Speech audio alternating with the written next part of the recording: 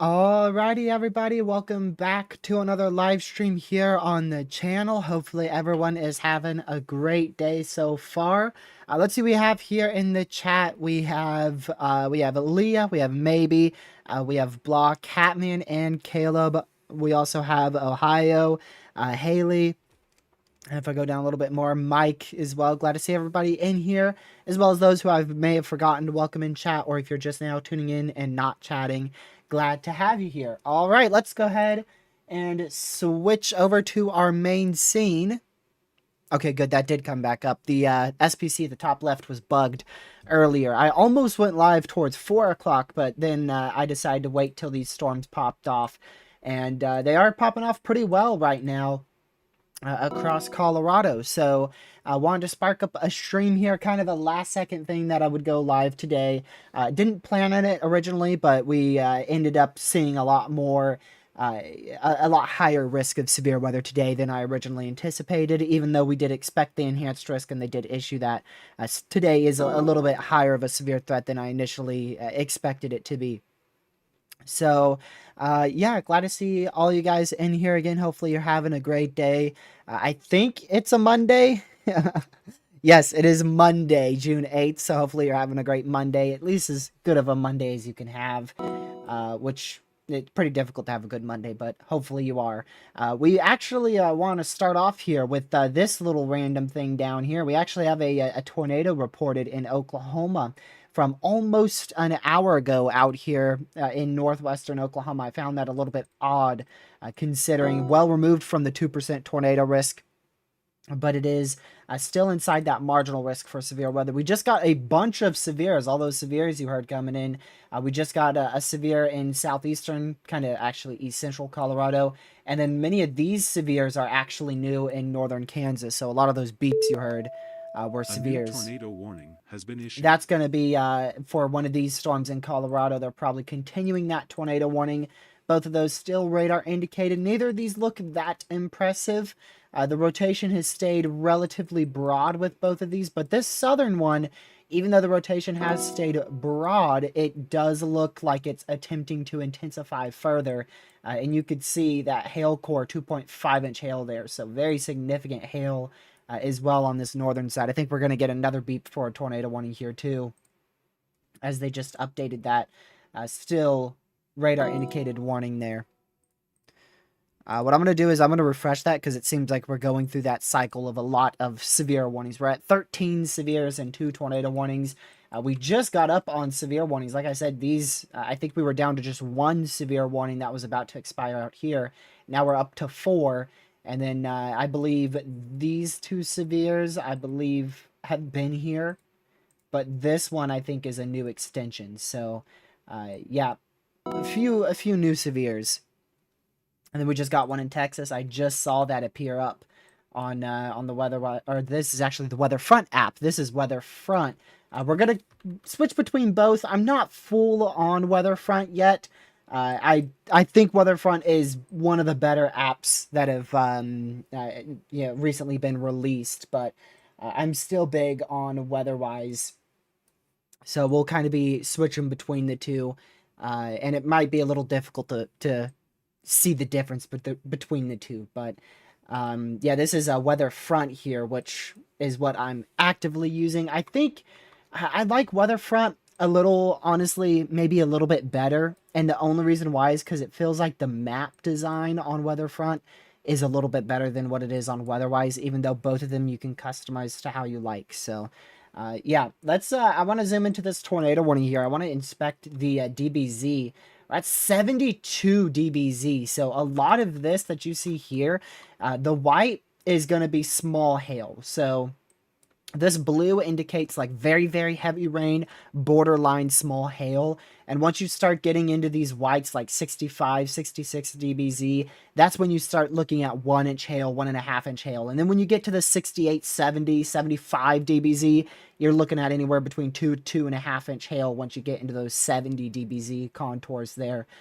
That's just a general thinking with DBZ. Now, we have seen 4 inch hail with a DBZ of like 70. Which it varies on the environment. Sometimes 70 dBz could be 2 inch hail. Other times it could even be 1 inch hail. Sometimes it could even be 4 inch hail. So, but generally, if you see 70 dBz, you're looking at about 2.5 inch hail there. And that's what the SPC, rather the NWS out here, has this for 2.5 inch hail out here in eastern Colorado. And this tornado warning, just some broad rotation. It's not that tight. It's just a little area to watch, right? Just the area to watch. Be in your safe spot if you're in that tornado warning, but it's nothing that big. And then we have these storms here popping off in northern Kansas. These have stayed relatively on the lesser tornadic side of things. We have seen 70 plus mile an hour winds and 2+ inch hail out of them.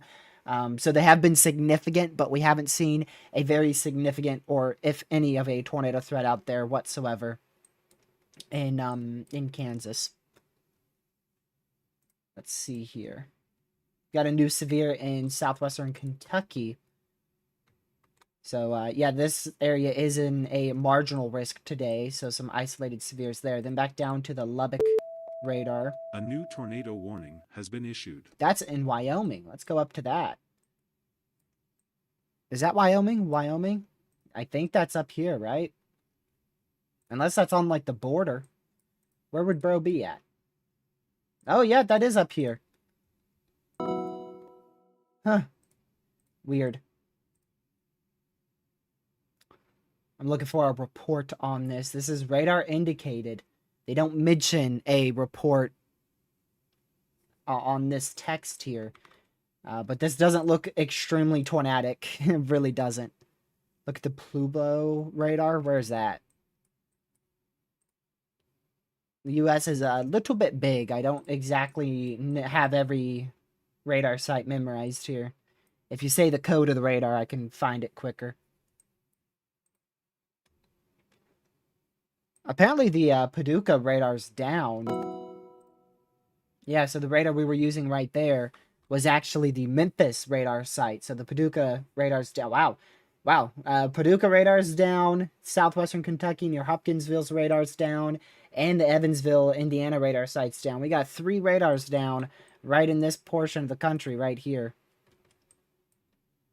That is something.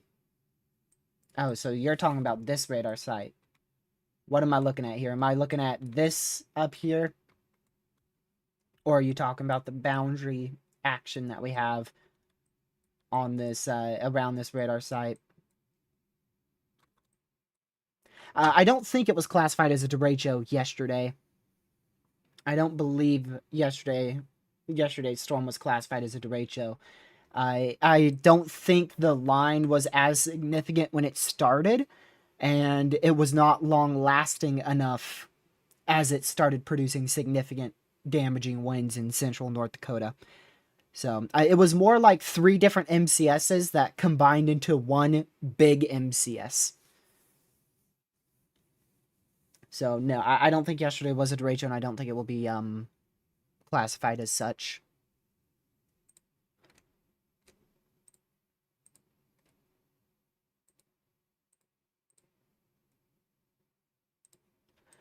So yeah, this is our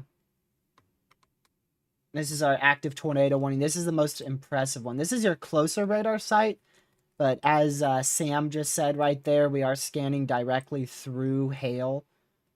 So you can use the southern radar site. It looks like they're borderline the same distance away here. If we take a look, use measuring tool, roughly 39, 40 miles, and this one's going to be actually, that's quite considerably more, almost 20 miles more on that southern one. So in that case, the northern one might actually be a tiny bit more accurate, despite it even going through the hail, simply because it's a big time 20 miles closer, which is a big difference there. But we could just use both. We can really just use both here to figure out what that area of rotation looks like. And on both of them, it doesn't look that impressive. A new tornado warning has been issued. But it's definitely still capable of producing a tornado. Even though the rotation doesn't look impressive, the reflectivity here, you could still see we have a huge inflow notch here. They just expanded that tornado warning further. Huge inflow notch, big area of inflow there. Big hook echoes. So even though the area rotation looks very weak right now, doesn't look very tight, not very bright colors here, it's definitely a supercell capable of producing a tornado, and maybe even a strong one at that. And this hail core, man, now we are up to borderline 80 dBz up here. 75, 75, 78, 77 dBz pixels. This thing probably is producing closer to 3-inch hail now on the northern side of that tornado warning and just north of the tornado warning. That one, very impressive hail core. They're probably one of the more impressive ones I've seen in the last 3 days. But that new tornado warning that was recently issued, that's going to be this flashing red polygon here.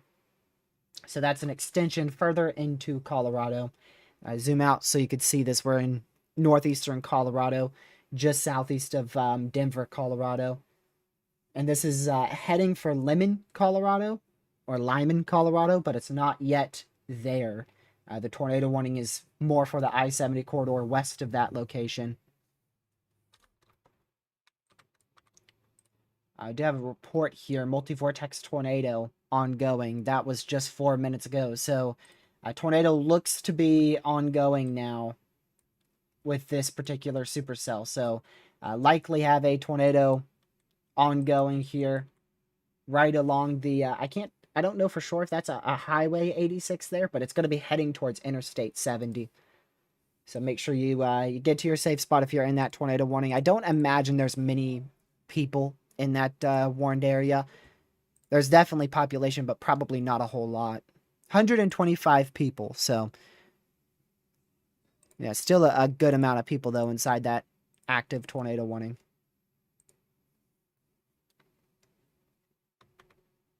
So wouldn't be surprised if this has produced or is actively producing a tornado. Waiting to see if we get any hail reports from any chasers out here near this hail core, because I mean we are... A new PDS severe thunderstorm warning has been issued. Really, really good idea to upgrade that warning. So we should see that go to, I think it's very dark orange or brown for the PDS severe thunderstorm warning. There it is. That's going to be a PDS severe thunderstorm warning for 2.75-inch hail. And I think that is a fantastic call with these DBZ readings upwards of 78. Definitely a really good call there. Wouldn't even be surprised if we get a stray hailstone of 3-inch in diameter. I want to go back up to that warning in Wyoming. I wonder if this is some sort of boundary action here. You could definitely see this stuff fired off of a boundary. You see that in very tiny boundary there. sagging off to the south. And as these tiny little rain showers pass it, they intensify a little bit more in Wyoming. And that interaction could prompt a brief tornado threat. Probably more of a landspout tornado here, not necessarily a cyclone associated with a mesocyclone. A new PDS severe thunderstorm warning has been issued. Is that a new one or an updated one? We'll have to check that in just a second, see if they might have upgraded that further. Sometimes they'll upgrade it, but not typically right after it's issued. So it could have just been that alert coming through twice. I want to go check the MCDs, because Caleb over here said MCD, I swear, like 5 times, so... We're going to go check the MCDs real quick. Mesoscale discussion out here in this highlighted red area. The potential for a strong tornado, 70 to 90 mile-an-hour winds, and 2 to 3.5 inch hail exists. That's a purple MCD. Wow, that is very useful. Weather front. Look at that. Weather front. You can literally just click on the MCD and boom, there's the graphic. That is actually extremely useful. So yeah, that is 75-90 for winds, 2 to 3.5 for hail. A new PDS severe That's the same thunderstorm one. warning has been issued. I think that's literally just coming in multiple times, so I'm going to refresh that. And then we have a new one over here too. This is another MCD.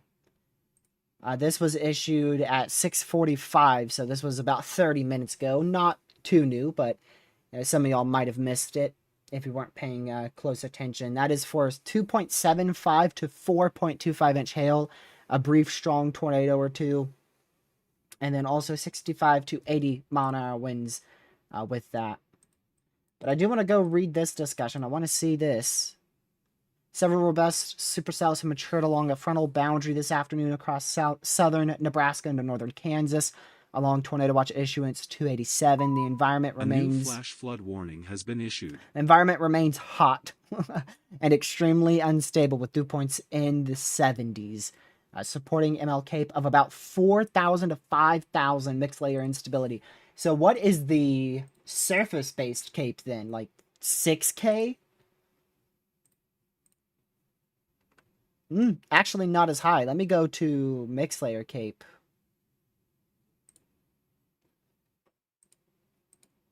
Yeah, not actually, is that most unstable or mixed layer? Did I misread that? Let's see here. Where was I reading that? Nope, ML Cape. That's mixed layer Cape of 4,000 to 5,000 joules per kilogram. So, yeah, but it's heading into that environment with that type of, that type of instability. Still really good, though, whether it be 3,500 or 4,500. Regardless, your downdraft Cape is really good. So, I know some models showed this dying off, including the HRRR, but I don't see a way how that happens. I think the SPC is correct with that. Like, you could see the HRRR for right now thinks that we have a supercell in southern Nebraska. You go to your actual radar, and this stuff is actively being upgraded to considerable down here in northern Kansas. So, shows you how good your HRRR is. So, we'll continue to watch that. These storms, very, very significant severe thunderstorms right now ongoing. Again, we have a 2.75 inch hail ongoing with a potential tornado as well here in eastern Colorado, south of Deer Trail. A new flash flood warning has been issued. And then we also have another tornado warning, which is only in effect for 11 more minutes, but there's really not a lot of good rotation here. This latest scan actually doesn't look half bad. It doesn't look too bad right out in this area. Not horrible, not a horrible area of rotation. So, yeah, and then that new upgraded considerable here, observed 1.75 inch hail right around the Smith Center area with this hail core. You could see 66 dBz on that. But yeah, I want to go over to the HRRR now. We're going to do this inside of the Weatherfront app. We're going to go to the updraft helicity tracks mixed with the reflectivity. And I just want to show y'all. So obviously we know that this is a bit incorrect. This is the 18Z run, which is actually arguably better than, at least a little bit better than the newest HRRR run. At least this one shows convection in Kansas. Our newest one only showed one supercell in southern Nebraska. And you could see our ongoing supercells on this particular run forms about 7 o'clock. So this is very close, although it doesn't have 2 of our supercells. At least it has that one main one, although it's a little bit further to the north. So it's not doing horrible, but it's not doing great. And you can see by the time we get to about 9 o'clock tonight, that's likely when we will start to see our MCS form and produce widespread damaging winds of 50 to 70 miles per hour. A few wind gusts will likely approach 80 to 90 miles per hour.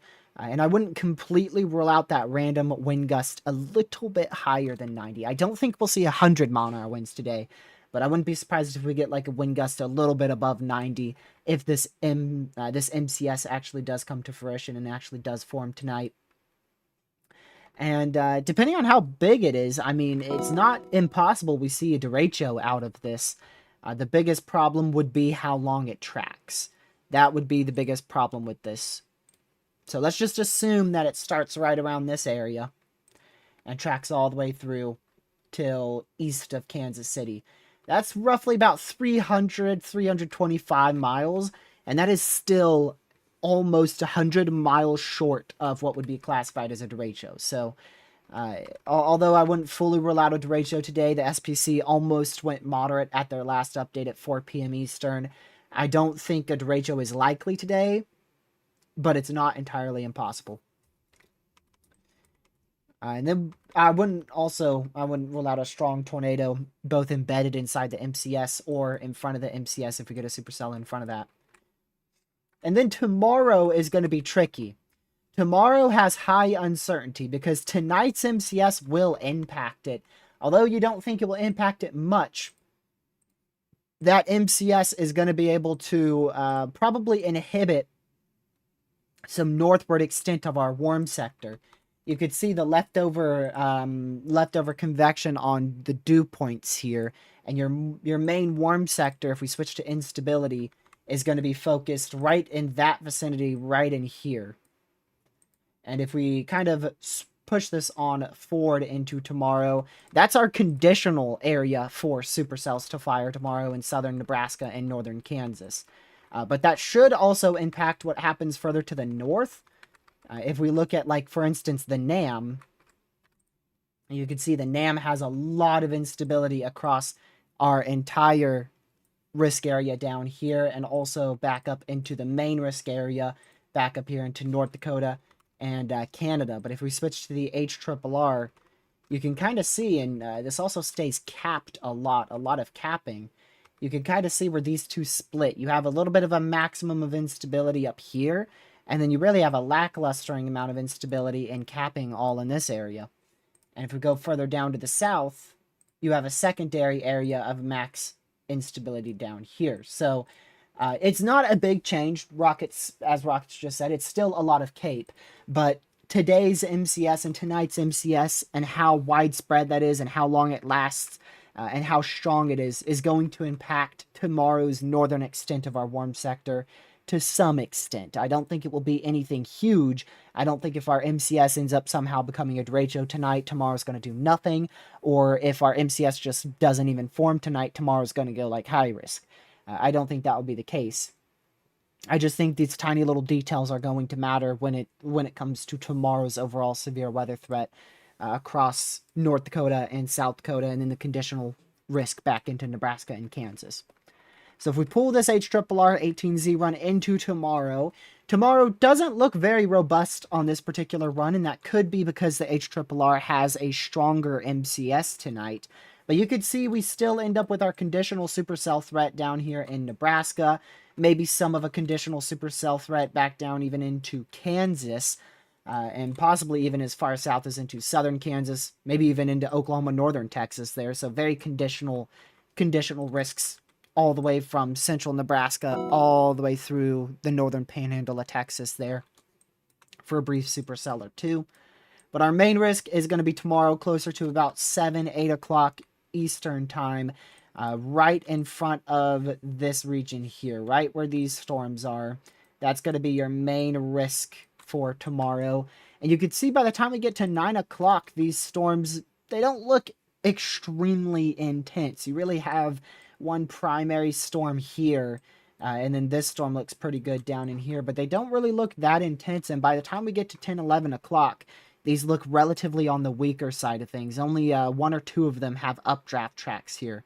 So the HRRR is definitely by no means impressive for tomorrow. However, don't let this really undermine tomorrow's severe weather threat, because the overall pattern, the overall view of it, is a very substantial 500 millibar pattern here, where tomorrow easily could end up being a derecho, and it easily end up catching people off guard. So don't write tomorrow off by any means with how fast this jet streak is going to be moving. I would not be surprised if we get an uptrend on our models. The SPC obviously is seeing something that these models don't. That's because the SPC doesn't fully rely off of updraft helicity tracks and reflectivity. They're going to look at the broader scale of things, like the 500 millibar pattern, the 850 millibar pattern, and they'll incorporate some ensembles in that as well. And the broader view looks like a more significant event than what some of our models are portraying. And as for Canada, I saw some people mention that in the chat just a little earlier. I do think we could see a strong tornado or two in Canada. However, Canada hasn't performed very well in the last 2 to 3 days, and I think tomorrow will be roughly the same. Even though the environment could be capable of producing a violent tornado tomorrow in very select few regions, I don't think that will actually come to fruition. And I feel like some of these are actually going to end up being elevated.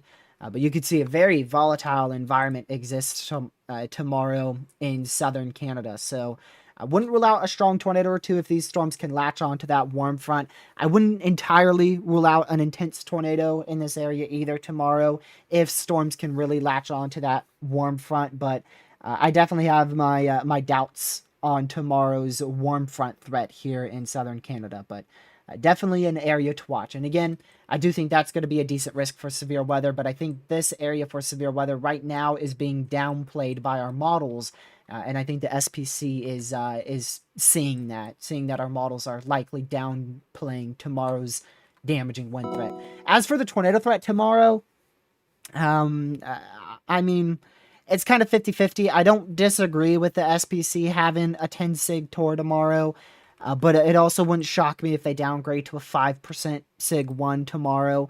It just depends on the mode. If it is a little bit more supercellular and we don't talk about much of a derecho threat and it's more of these split supercells, I think the tornado threat and hail threat will be a little bit higher.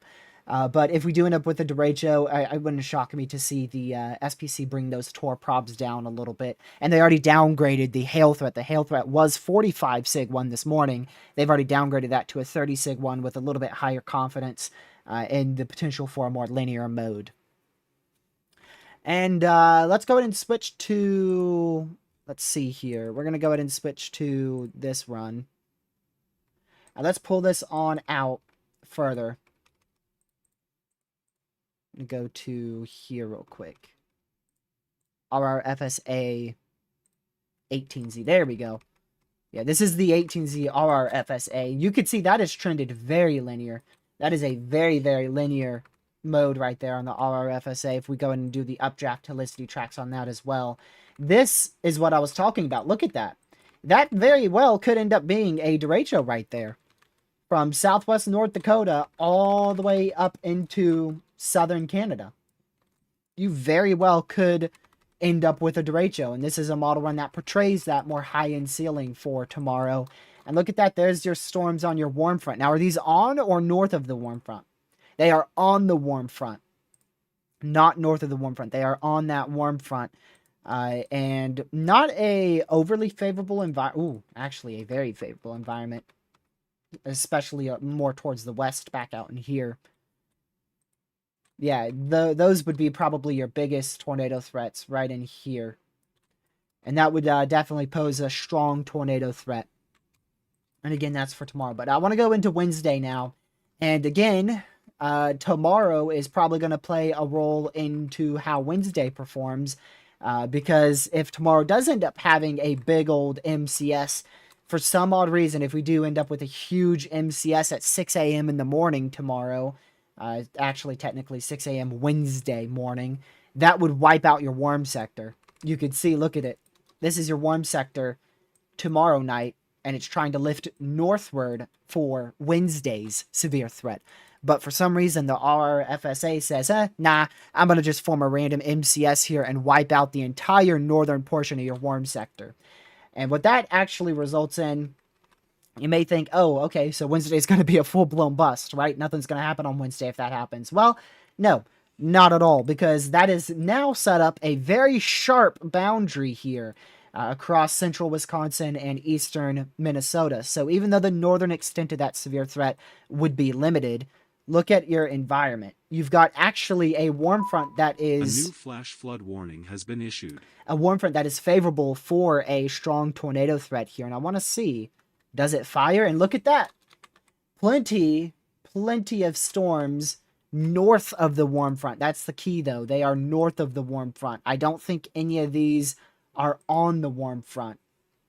A lot of those are north. So what you're looking for is a storm to fire right here. That's where you're looking for them to fire.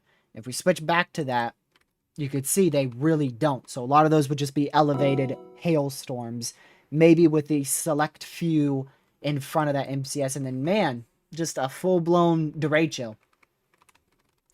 The great derecho of the Great Lakes over here, from western Montana all the way into almost New York State over here in Ohio. A new flash flood warning has been issued. So that's absolutely crazy right there. Huge derecho. I mean, that begins at 2 p.m. Wednesday on this model run and doesn't end until 7 a.m. Thursday. That's crazy. That is absolutely crazy. And you could just see this thing's fueled by a bunch of instability. When it first starts, I mean, we're looking at, what is this, 5,000? Yeah, 4,000, maybe upwards of isolated 5,000 instability here in Wisconsin for just to fuel that huge damaging wind threat in this area here. A little bit less of a damaging wind threat as that starts to die off towards Ohio, but that's just absolutely crazy there. Very crazy run on that. And then we could go into Thursday. This won't go... Actually, this goes all the way into Thursday. And anybody want 3 derechos? How about 4? How about 4? Why not a 4th one? You get a borderline derecho today. Well, you had a borderline one yesterday, too. It just simply didn't track far enough. You have a borderline one tonight.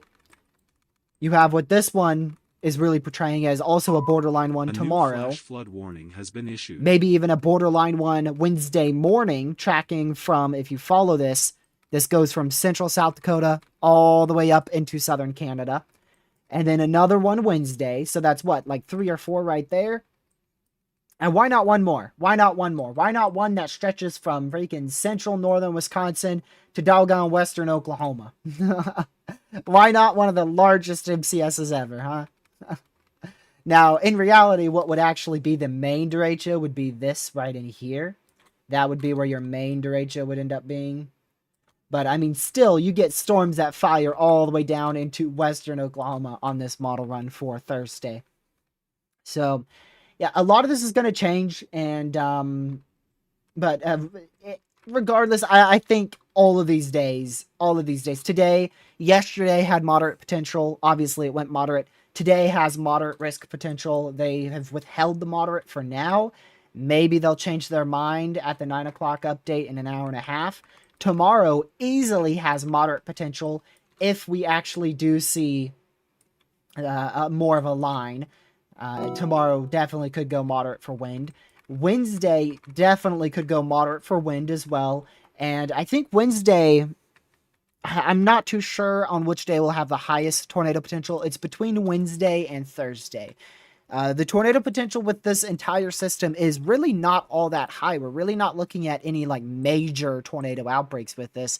This is your classic June windbag type setup, even though it is a little bit more on the surprising side of things. It's not as common to see this much severe, this high end of a severe stretch over this long period of time in early June. But yeah, I think I'm still going to lean with Wednesday. I think Wednesday I'm still leaning with will be the highest tornado threat. But Thursday could be right there with it, to be honest with you. Right there in the Chicago area, if we pull this on out a little bit further. This in this case, it might be a little west of Chicago, maybe more of this area for your greatest tor threat on this particular run. But either way, I do think Wednesday and Thursday are going to be by far your greatest days for tornado potential out of this stretch for severe weather. I don't think any other day will come even close to Wednesday and Thursday. But I'm not too sure which one will be the highest. When are we going to see a Sig 3 for wind? We might all be gone from this earth by the time that happens.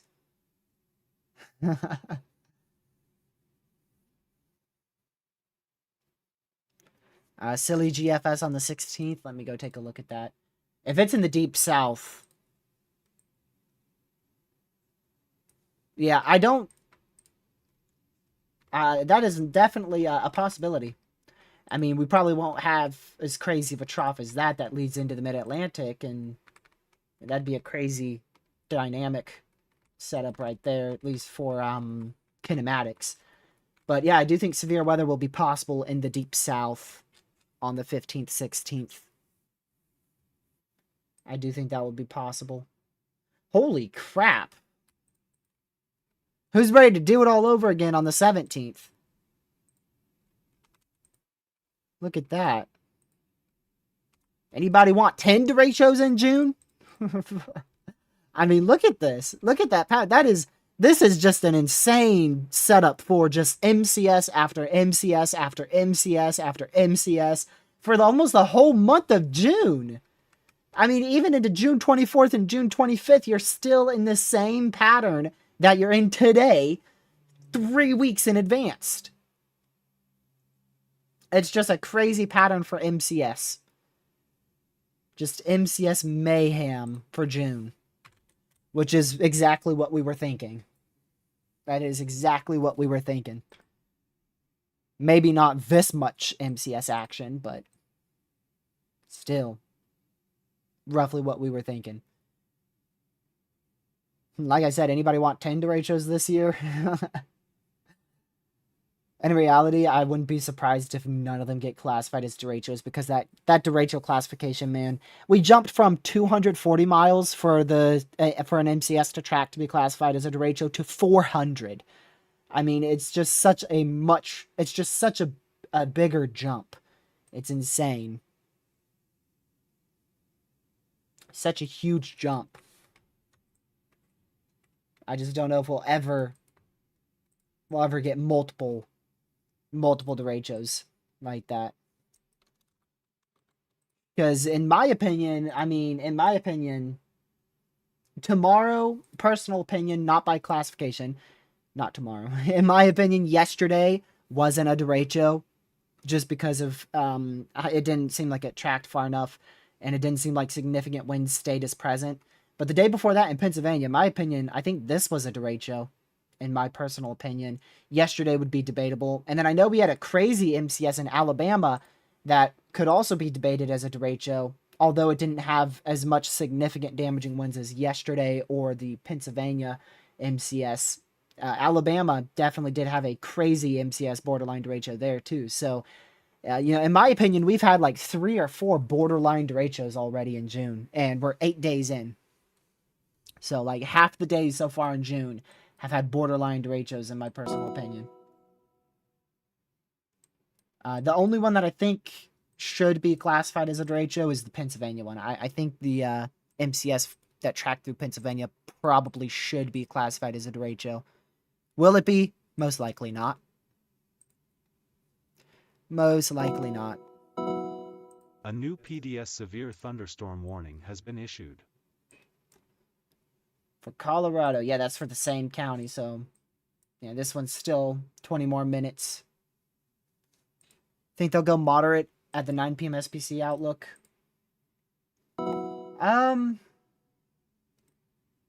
I wouldn't rule it out. I mean, we'll have to see kind of how this cluster evolves, and if it looks like these are going to be more discrete.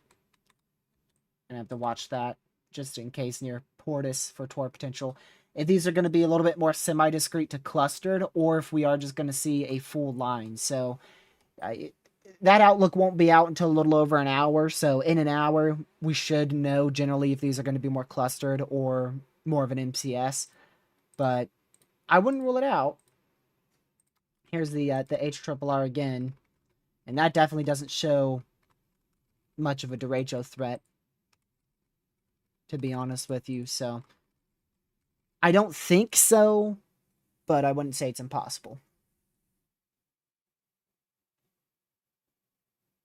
Hi, Catman. And all of these days for severe weather, by the way, they are all going to be really... We won't know the full extent of their potential till day one of each one. For instance, today was a tiny itty-bitty little slight risk in this area up here. Yesterday, when we did our live stream, the afternoon update, it was a tiny itty-bitty slight risk in this area. And the marginal, I don't believe, was anywhere close to as big as what it is now. And today... Obviously, now we have a 30 sig 2 out here where there was a marginal for this area, and a double hatched 2 different areas, sig 2, 15% hail risk. So, like, it's...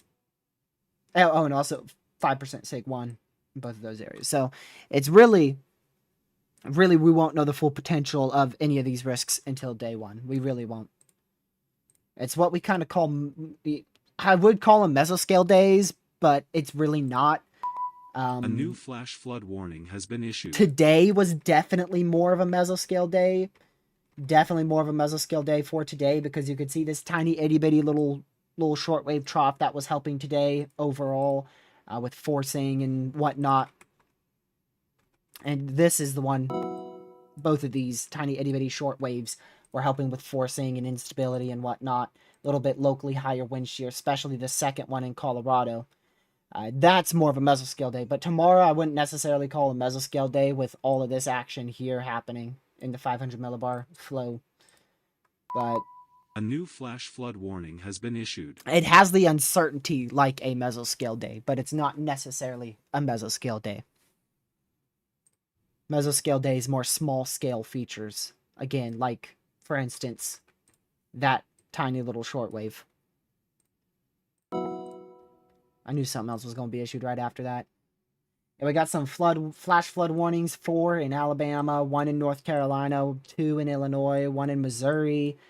Any more? Those are the main ones I see. Main ones I see there. There's a 2% in Colorado, yep. Yeah, next week we'll also have a lot of severe weather as well. I think we might get a little break here. Let me go check a product real quick. Yeah, so if we take a look here, Monday, which is today, severe weather. Tomorrow, severe weather. Wednesday, big time severe wind for, I can't English, big time severe weather. Wednesday, big time severe weather. Thursday. And then Friday, big time severe weather as well, probably on the East Coast. A new flash flood warning has been issued. And then Saturday, I think we'll have to watch Kansas. I think we'll have to watch Kansas for some severe potential, and maybe some leftover severe potential in South Carolina. Sunday, maybe some severe potential in the eastern U.S.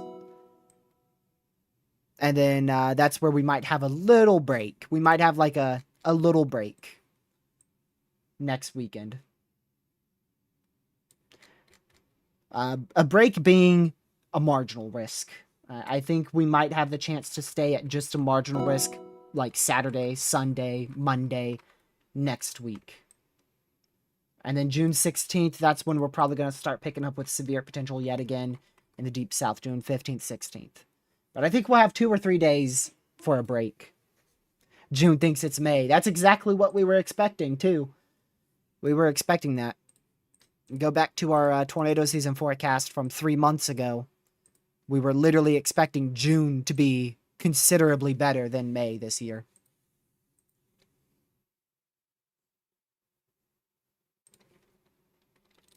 And July will probably be pretty active too. I doubt it will be as active as June, but July will probably be pretty active.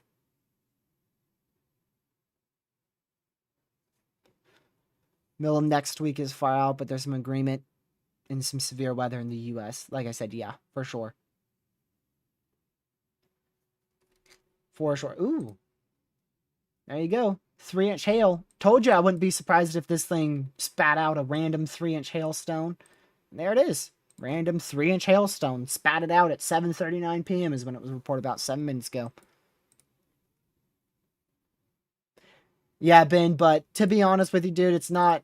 This pattern for June is not something you see every June. Yes, you definitely do see derechos and MCS patterns in June, but where you are consistently dealing with an MCS pattern flow like this, I mean, it's for the whole month. It's seriously going to be a full-blown, like, 30 days of straight severe weather this month. And I last time I checked, that's not all too common for June. Normally we have some sort of breaks for June. And I really don't think we'll have any notable breaks for the month of June. But yeah, like you said, for tornadoes, it really hasn't been big for tornadoes, mainly big wind bags. But we've had a few good tornadoes, few good tornado threats. I just haven't been live for them. Yesterday, we had 6 reports, day prior, 8 reports, day prior, 1, day prior, 3, day prior, 3, day prior, which is the second, 3, and then June 1st, 1. So every day of June, we've had at least 1 tornado. We've had at least 1 tornado every day of June thus far. And if we look at today, we've already had... Apparently, we had 1 random one in Pennsylvania. We had that one on the border of Texas, Oklahoma. And then we've had a random one in Wyoming as well. So we've already had 2-3 tornadoes today.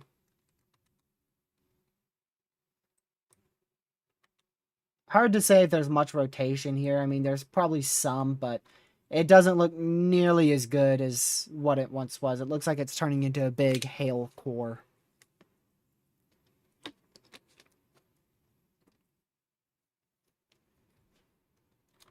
But like I said, still a tornado warning, so still tornado imminent there. That warning goes for 11 more minutes. Still radar indicated. They did drop the PDS severe on the northern side. Little surprised by that, considering that's probably still capable of producing 2.75-inch hail. And this will be our main focus for probably another hour or 2. Hard to say how long that's going to last. If we look at the outlook, dead center of the enhanced risk. Really good job by the SPC today and yesterday as well. I mean, looks like that's going to be the center of focus for a few hours, but at some point, the main focus is probably going to start shifting closer to this MCS here in Kansas.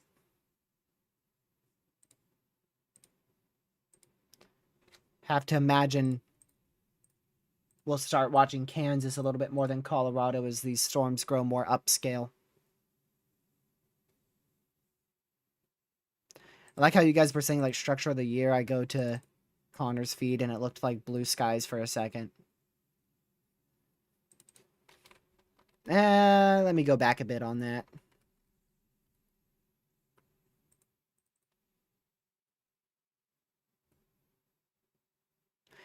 Definitely great structure, but definitely not structure of the year. Yeah, a lot of rotation. A lot of rotation, still very much capable of producing a tornado. So, be in your safe spot. A little bit better of a hook starting to pop out again here. Not but literally just 1-2 scans ago that wasn't there. You could see literally this is 1 scan ago, 2 scans ago. It had more of a flat look to it. And if you go to the newest scan, you could see you've got more of an indent right there. So that tells me that, hey, inbound winds are probably increasing on this thing. Outbound winds probably increasing on this thing. And that's giving it more of that classic hook echo shape that you see here. So that's just, long story short, tornado is becoming more and more probable out of this storm. Along the I-70 corridor in eastern Colorado. Again, we're just to the west of Lemon, I think is how you say that.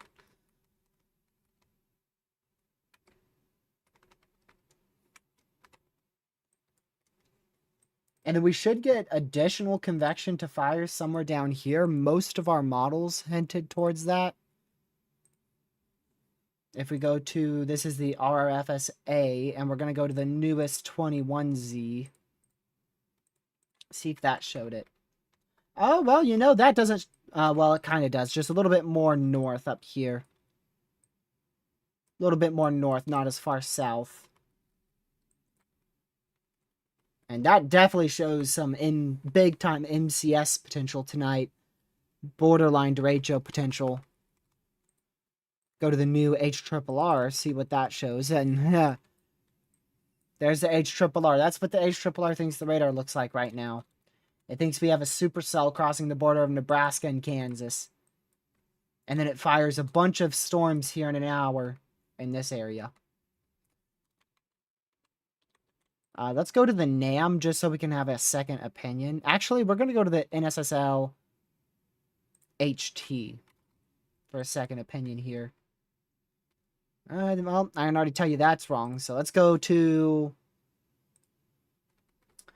that's wrong too. We're just going to keep skimming through this till we find a decent second opinion.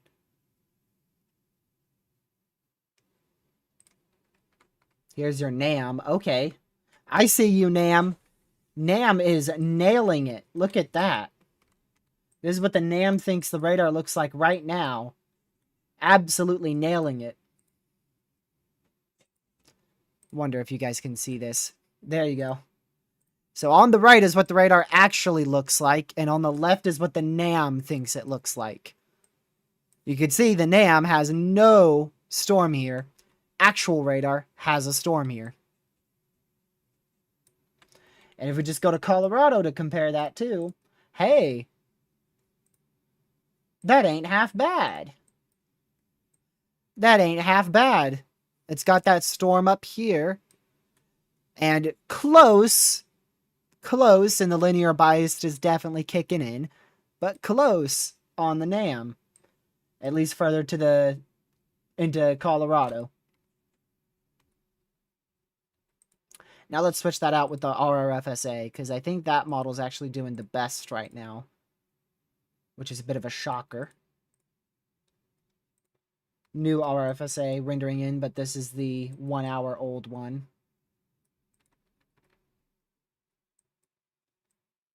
And we're going to switch back to, let's see. I want to go back to 1 real quick. There we go. This is what the RRFSA thinks the radar looks like versus what it actually is. Look how close that is. On the right is what it actually is, and on the left is what the RRFSA thinks it is. And it's not that far off. You could see a bit more of the slop fest right in there. And then a little bit more of the discrete storm right in there. It's very close. Very, very close. As for this, yeah, kind of missed that, not gonna lie. Kind of missed that. We do not have a huge MCS back here. But we do have some convection fire, well, some severe convection right in there, obviously. So the RFSA definitely pretty good. pretty good. Probably the better model for today. And I believe it's rendering fairly wrong as well. See, that's how it's rendering. And if we just circle where that main area of convection is, you could see it's missed. So it's rendering a little bit slow, but still better than the HRRR at the moment. Go back to our current radar. Actually, let's go over the SPC, because I don't think I went over the SPC for tomorrow. So this is today's risk. Most of y'all already seen this. 5 sig 1 in place, 30 sig 2 in place for the potential of 90 mile-an-hour winds right in there. 15 sig 2 in place in 2 different areas. Overall enhanced risk level 3 out of 5 in 2 different areas today. Tomorrow, I don't think I've shown y'all this just yet. This is your risk area outlined. You could see the more conditional risk area back down in here from the northern panhandle of Texas into Nebraska, also into Kansas as well. And the main risk area is going to stretch from, I think this might be shifted a tiniest bit more to the west, but roughly from west-northwest North Dakota down to central South Dakota into northwestern Minnesota. That's where your main risk is for tomorrow. Tornado risk, we've got a 10% sig 1, which means a few strong tornadoes are likely tomorrow in that yellow sig 1 area. So make sure that you are hyperweather aware if you live in that region. Now, we're not talking about an intense tornado threat tomorrow in this area. I do think there is a risk for a intense tornado, but I believe that would actually occur back up into Canada and not inside the U.S. So tomorrow, the main strong tor threat in the U.S. at least is in that 10 hatched area. And the damaging winds obviously is the highest potential. Very huge, very, very huge 30% sig 1 and 45% sig 1 there. And again, this could go moderate if there's a little bit higher confidence in a derecho, which we won't know until tomorrow morning or even afternoon. Hail threat was downgraded from this morning. This morning it was a 45 sig 1, and now it is a 30 sig 1 for tomorrow. So once again, a few strong tornadoes, very significant damaging winds, upwards of 100 miles per hour tomorrow, 90, 100 miles per hour possible, and then some large hail upwards of 2.5, 3 inches in diameter possible for tomorrow's risk. I'm going to go over to Kansas. Y'all are talking about Kansas down over in here. I'm assuming you're talking about this one. So yeah, this is the little area I talked about not too long ago. Obviously, that is full-blown side lobe contamination. But this could be rotating a little bit here. Near Downs in Kansas. So definitely want to be away from doors and windows and close to your safe spot if you're around that area. Not sure exactly what this sounding is going to pull here. This is going to be initiated from the new HRRR in this area. And I know you can't see the full thing. A little bit surprised that wasn't actually Kansas there. But you could see the hodograph pretty favorable. You've got about 214 0 to 3 kilometer SRH. So that's very, very favorable. Apparently your 0 to 5 is, or rather your 0 to 1 SRH is -5. Which that's probably because there's a storm active in the area. So if we go to this, it's definitely not very high. I doubt it's -5. Yeah, but that's going to be what holds this back. The mid-level wind shear, pretty good. Lower-level wind shear, garbage. Absolute garbage for that mid-level wind shear. Or, my bad, the lower-level wind shear. Let me see. Much better off to the south. Look at the difference. Much better hodograph to the southwest versus where this storm actually is. So if this thing was 25 miles to the southwest, it'd probably already be trying to produce a tornado. So wouldn't rule out a brief tornado out of this, but the lower level wind shear likely going to hold that back from producing any good tornado risk. Any notable tor threat. Another 3-inch hail report here, 7:57, 3 minutes ago. And you can see the tornado warning actually is now warned for 3-inch hail as well. So 3-inch hail and a brief tornado still possible with that as it moves into northeastern and east central Colorado over the I-70 corridor now.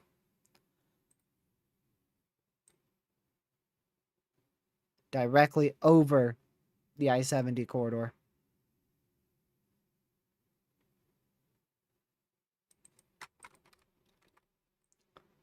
Let's see.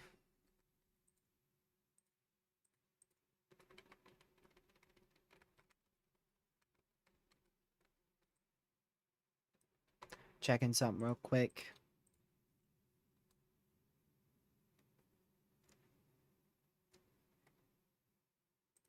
I do want to go see, let's see here, CSU Severe.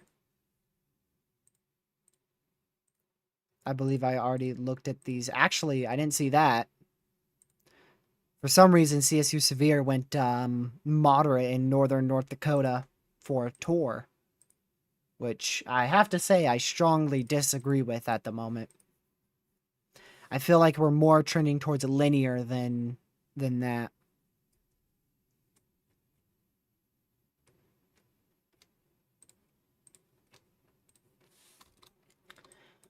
Let's see. So, yeah, that's going to be your main area for overall severe weather tonight.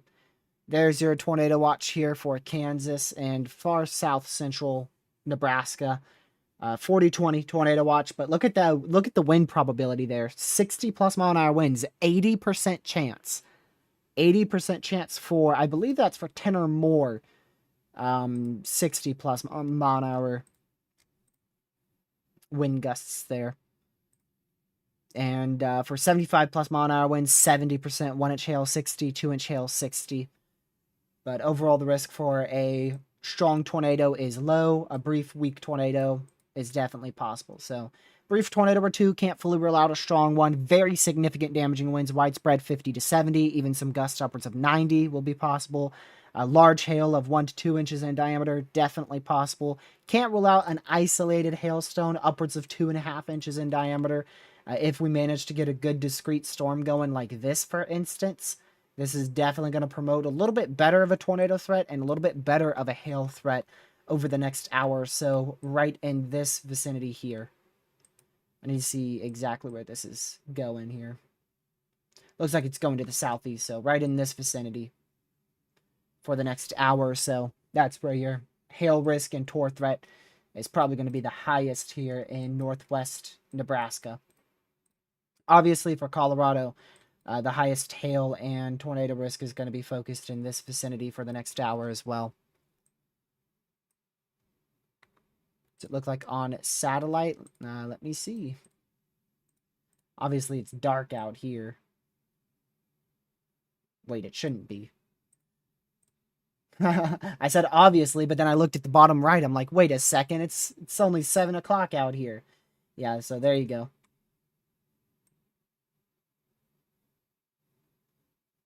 You see the outflow boundary released by this primary storm that formed. Look at the outflow boundary. Trying to get a clear shot of it, but this is it right in here. That's it. Right in there. You could see it tracks from roughly this vicinity down to that second drawn area. And now it's like right in here. But yep. Definitely very explosive thunderstorms. Very, very explosive. Something else that's really cool here. Watch this. Watch this. See the chasers go flocking to the storms here. This is in Colorado. Look at them all. Look at them all flock from Denver to this storm down here. Watch, watch. Look at that.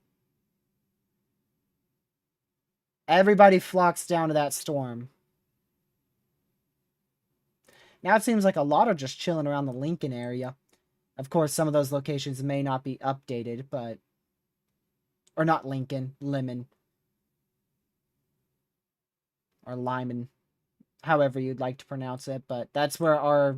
One of the strongest storms in the U.S. right now is located right in that area. And then you could see here in Kansas, look at this train of chasers. 2 trains of chasers starting to flock eastward towards that storm in Kansas. If we go back to radar, right here, you could see that hook right there. That's where your chasers are trying to get to. And this actually could be attempting to put down a brief tornado here just east of Downs in Kansas. A very, very classic eagle split, butterfly split, whichever one you'd like to call it, supercell here. Very, very intense supercell. Back to the one in Colorado, you could see still trying to rotate, still trying to produce a brief tornado, but it's only ever produced maybe 1 or 2 brief weak spin-ups. It really hasn't been able to use its full potential.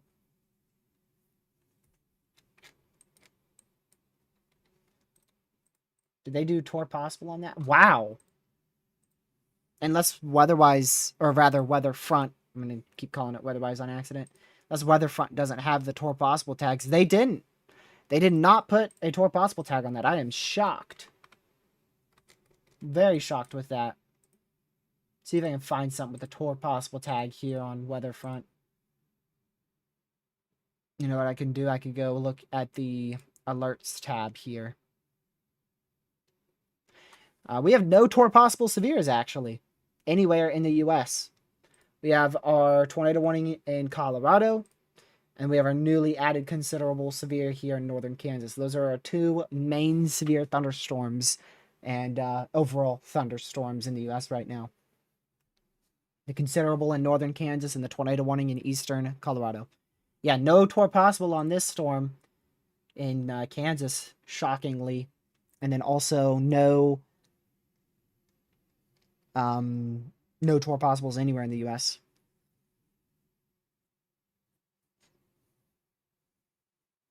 Actually, Caleb, I have it on my phone, and it's very easy to navigate. You just have to close the tab using it to navigate every now and then. You know, when you want to pull up a different product. But I've used it, and I love it. It's a little annoying to use because it's not perfectly made, obviously, for browser on phone. But I'll be using it on my chases for sure. I definitely will. I will 1,000,000,000% be using Weatherfront. Weatherfront is probably going to be the #1 thing I use on my chases from here on out. There's a slim chance that actually a good chance, I should say, that it replaces radar scope, and nothing's replaced radar scope for me.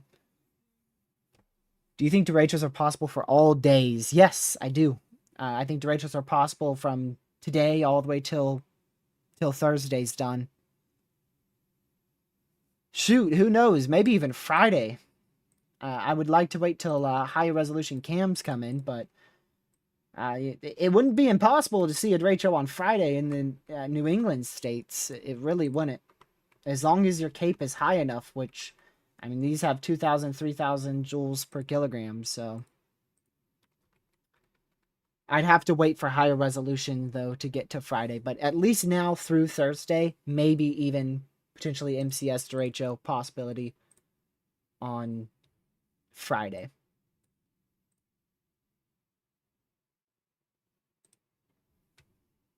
Closed weather front like an idiot.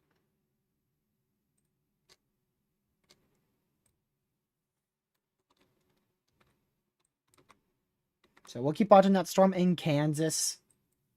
But yeah, if you guys haven't already, I do ask if you hit that like button. It's greatly appreciated. It helps spread the stream to the YouTube algorithm. And also consider sharing the channel and the stream with family, friends, social media, and hitting that subscribe button with the notification bell set to all.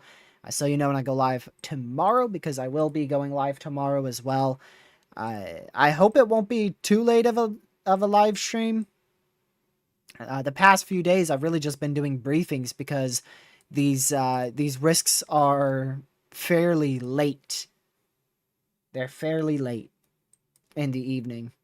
This one wasn't that late at all, which is why I decided to go live. And also, to be honest with you, I really didn't have anything planned today other than this morning. What's a derecho? Oh boy. All right, so I believe the new classification of a derecho is it's going to be a line that stretches a minimum of 50 miles. So that would be, imagine a line of 50 miles. So you can measure 50 miles, a minimum of 50 miles. So at least 50 miles, like that. At least 50 miles long. And it has to track a minimum of 400 miles. 400 miles. So it's got to be, again, about a 50-mile wide line tracking 400 miles. And it has to produce, at least across that whole entire length, it has to produce a minimum of 58 miles per hour from start to finish of that 400-mile length. And it also has to frequently produce wind gusts greater than 74 miles per hour along those lengths. So if it has like a significant 74 mile an hour wind gust here and here, that wouldn't be a derecho. It has to produce significant wind gusts along that entire length of its lifespan. So it's a very strong line of significant damaging winds that lasts for, typically they last for 5-6 hours and tracks 400 plus miles. And the definition changed recently. I believe that's the new classification. I'm not too sure if it has to be 50 miles wide or 75. It was one or the other. I forgot which one it was.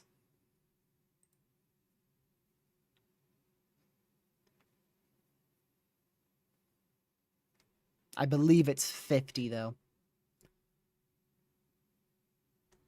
Yes, Catman. A derecho is a very long-tracked MCS that tracks more than 400 miles and has higher than 75 miles per hour winds, but it also has to be 75 mile an hour winds frequently throughout that lifespan. A derecho is rarer than an EF3 or EF4 tornado now, yes. It would be it's definitely rarer than an EF3 tornado, and it's a little rarer than an EF4. Not as rare as an EF5, though.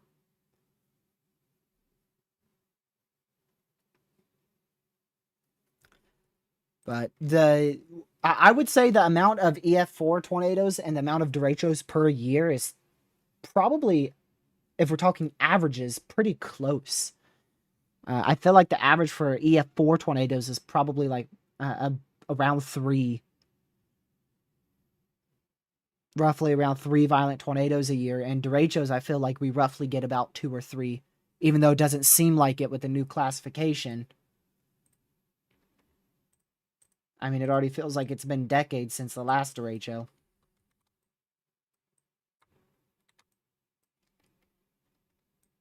Looks like this area of rotation is dying out pretty quick in Colorado. Hopefully that continues to be the case. And then still watching this area in Downs, they haven't issued a tornado warning or a TOR possible severe. This is just your considerable severe thunderstorm warning, not TOR possible. But I think this is going to have still the opportunity to produce a tornado for about the next 30 or so minutes. And then it will probably turn a bit more sloppy.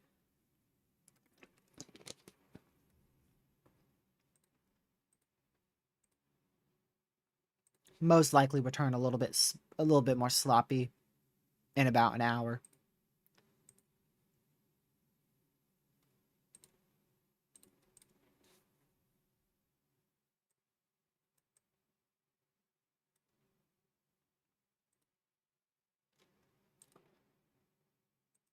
Let's see here.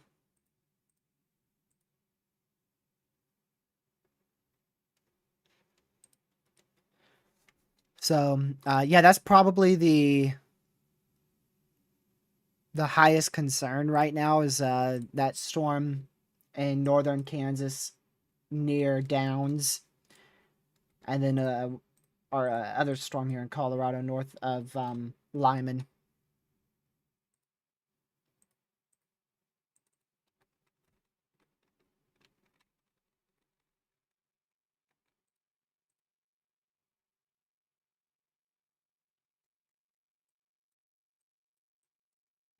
Yeah. No good radars out here in Kentucky because most of them are down. We can double check, see if they're still down. Yep. Still the big three are down. Those three are down. If we look at our outlook, all of them are right in that marginal.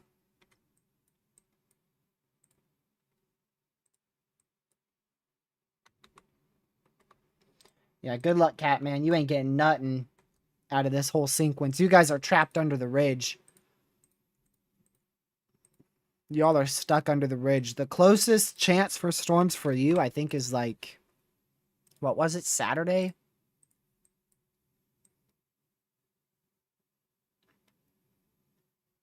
Thursday you have a chance. And yeah, Saturday's your highest chance for some storms. But I mean, shoot, didn't you guys have a little bit of a surprise tornado outbreak the other day? We had that 5% tornado that was expected. I called that out like a day or two prior from it happening yesterday in Missouri. But the day before that, was it, in Pennsylvania? Yeah, remember Pennsylvania had that. I was talking about MCS or derecho. And then, yeah, I think western Arkansas, eastern Oklahoma had a few tornadoes. It doesn't look like it was an actual tornado outbreak. But I just remember I was playing a game with a friend, and I didn't have any radar softwares open, and I finished playing the game, opened my radar software, and there was like freaking 8 tornado warnings or something in western Arkansas. And none of them looked good either at the time, but I know at least 2 of those organized up to produce tornadoes.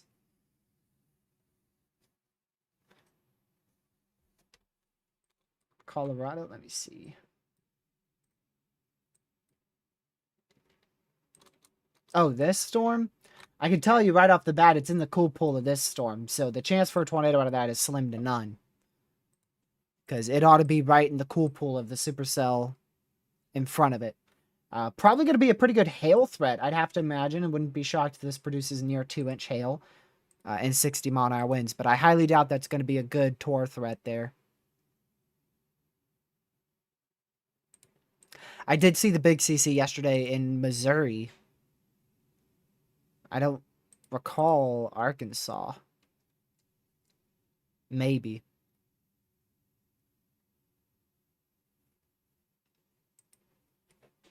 But I recall the one in Missouri because I remember looking at that on radar with the hook echo and the debris ball. I was about to mention that they just upgraded this for 70-mile-an-hour wind gusts as well. 1.75-inch hail, but also now observes 70-mile-an-hour wind gusts because if you look on the radar here, see this little patch here of yellow to dark yellow velocities. That's about 70 to 80-mile-an-hour wind gusts right there being read.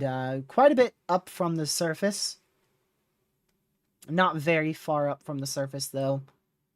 But a little bit further up. So once you take that into account, 85-mile-an-hour winds up higher in the surface, probably going to be closer to 70, 75 miles per hour down actually on the ground. But the problem with velocity is sometimes velocity can read 90 miles an hour, 2,000 feet up into the atmosphere. It's at 90 miles an hour. By the time that gets to the surface, you may be thinking, okay, probably 70, maybe 80 miles per hour then, if velocity is reading 90, 2,000 feet up. But sometimes it can actually be like literally only 10-mile-an-hour wind gusts at the surface. So radar products are definitely not the most accurate. They just give us an idea. They're not meant to be 100% this is actively happening type tools. Because it's hard to confirm anything from radar. Probably the easiest thing to confirm from radar is honestly a tornado. If you've got a tornado close to a radar site, it's very easy to confirm it. It's very easy because we have like 4 or 5 different products that we can use to confirm tornadoes. But obviously you have the cases where there's a tornado in the middle of nowhere and your nearest radar site is freaking looking 7,000-8,000 feet up into the atmosphere, and then yeah, there's no way to confirm it. So you can never take what you see on radar to heart. You need something else. Most of the time when there's a tornado on the ground and it's near a populated area, somebody ought to see it, whether it be the person who's outside during the tornado warning and runs inside and gets a glimpse of it, or the random person on their porch watching a tornado roll through their neighborhood, because let's be honest, there's some of us out there that do that, or a storm chaser chasing the storm. Normally you have a different confirmation as well as on top of radar that can help you confirm that that's on the ground, which we haven't seen much of that today. We did have a report of a multi-vortex tornado right here, 709 in Colorado. And I know we had another report up here of a land spout, and then we had one down here in Texas. Those are the big 3 confirmations that we've had. 2 of them land spouts, 1 of them actually from a mesocyclone. But remember, land spouts are technically tornadoes. Day 2 moderate risk tomorrow. I wouldn't rule it out. I wouldn't rule out a day 2 moderate for both Wednesday and Thursday. We had the possibility of a day 2 moderate for tomorrow, but they didn't pull it from uncertainty. We actually had the possibility of a day 3 moderate for tomorrow. So I wouldn't be surprised with a day 2 moderate for Wednesday, and I wouldn't be surprised if we ended up getting a day 2 moderate for Thursday either.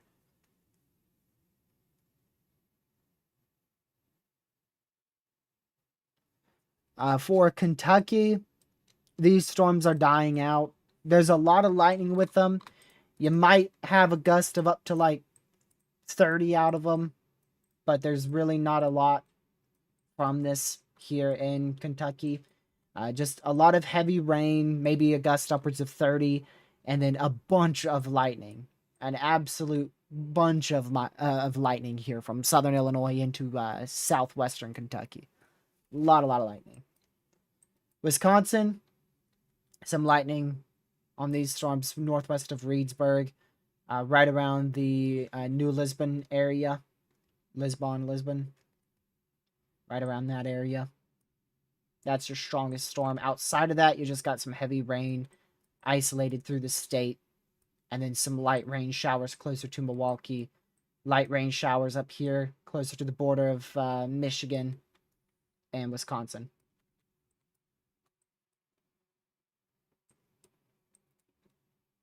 But yeah, I'm going to go back to your SPC outlook for those who haven't seen it. This is what it looks like for today. We have that level 3 out of 5 here in Kansas and Colorado. This one is primarily for damaging winds. This one also is primarily for damaging... Actually, I think this one's for hail. Yeah. This one is for hail, which we've already seen 3-inch hail out of that area. This one is for wind. Tomorrow, we'll push north, back into North Dakota, South Dakota, right where we were yesterday, also including northwestern Minnesota. This is for everything. This is an enhanced risk for tornadoes, wind, and hail. A couple strong tornadoes, wind gusts upwards of 90 miles per hour, possibly even 100, depending on which way we trend tomorrow. And then also some large hail up to 3 inches in diameter for tomorrow across that area. Then we go into Wednesday. That's where we have another enhanced risk in place. They've already pushed that enhanced to the south. And I like this outlook. I don't really think they need to do any major changes here. Maybe a little bit back curving of that enhanced. But I don't think there will be any big changes to this risk tomorrow for Wednesday. Unless they add a moderate risk with higher confidence in damaging winds, which is possible. It would not shock me if we get a moderate right in here for damaging winds. That would not surprise me if we get a day 2 moderate there for Wednesday in that area. And then we have day 4, already an enhanced risk in this region, just north of St. Louis, all the way up into Milwaukee, Wisconsin, Chicago, Illinois, southwest of Grand Rapids, Michigan. That is also for the potential of mainly very significant damaging winds, but also maybe a good tornado threat with that as well. I think our highest tornado threat will either be Wednesday or Thursday, depending on which one is more linear and which one is more discrete.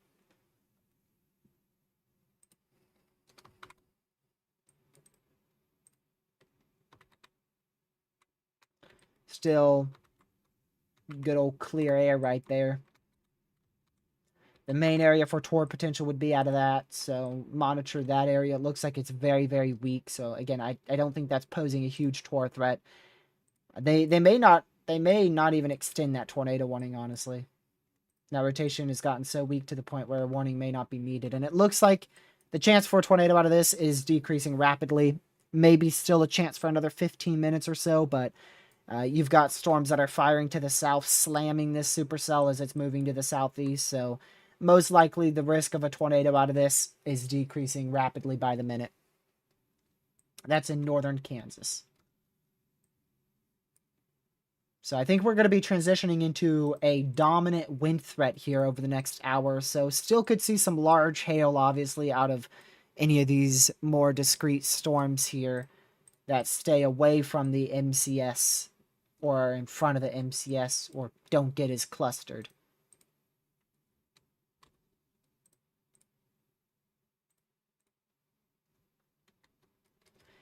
I mean, it looks like contamination. That's right where clear air would be. That's not where you typically see a tornado. And look what we're scanning through too. You take your beam of your radar sight here. I'll try my best to draw this right where it's scanning, but it won't be the best. But you could just see that it's scanning directly to the southeast. And that's going to be directly where your area of rotation is too. It's scanning right through that huge hail core. And you could see that also, it's also contaminated in here because you get this big old corruption spike right in there. So that's definitely all clear air corruption there. That's a little bit, like I said, a little bit more iffy, but in my opinion, I think it is clear air, or rather side lobe contamination. And side lobe, big difference. Clear air is simply the radar scanning clear air. Side lobe contamination is when the radar beam scans through multiple different areas of either rotation or large hail that corrupts the beam, and then we call it side lobe contamination, also known as corruption. Either way, it's gone now. So, corruption or not, it's gone.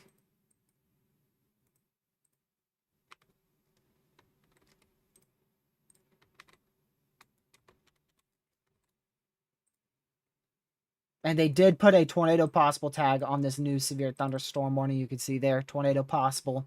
60, or rather 70 mile an hour winds, 2.5 inch hail, and a tornado possible tag. Use max reflectivity to look how much hail has fallen in one place. I'd probably be more accurate on MRMS. I want to see what that has.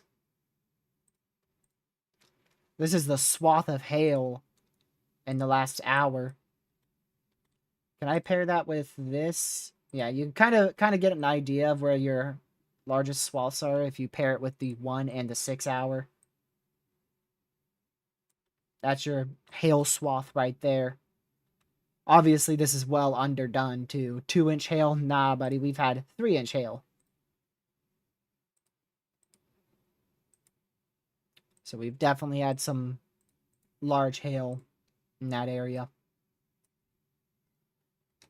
But let me see. I want to see on here. Does this have anything like that?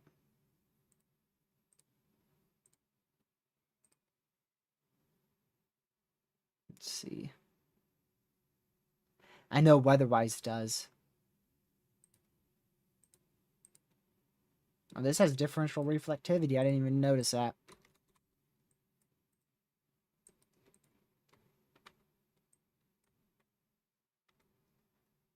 Yeah, they upgraded this, like I mentioned earlier, it would be primarily a hail threat. They upgraded it to 2.5-inch hail. And you can see that DBZ is now up to 75.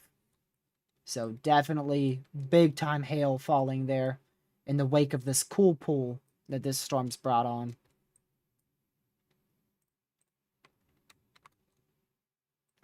We'll still watch our little area right here, but again, now that our sloppy line is starting to fire, that's pushing north, supercell southeast.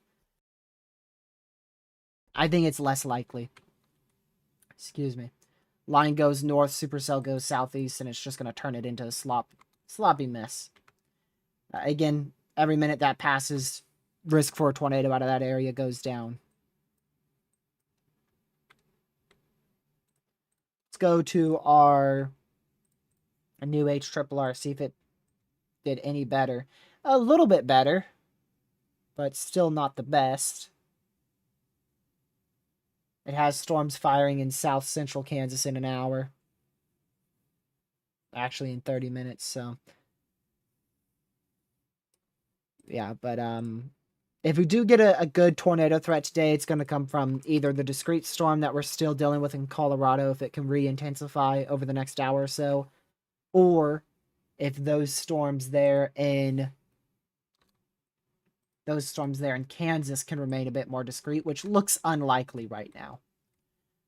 I'd say our highest tornado threat will be from this storm in Colorado, if it can stay discrete and re-intensify as it pushes into I believe, a slightly more favorable environment. I think that is. Yeah, you can see here, it's pushing into a little bit better environment. What about lower level wind shear? That seems to be the limiting factor in the Big 26.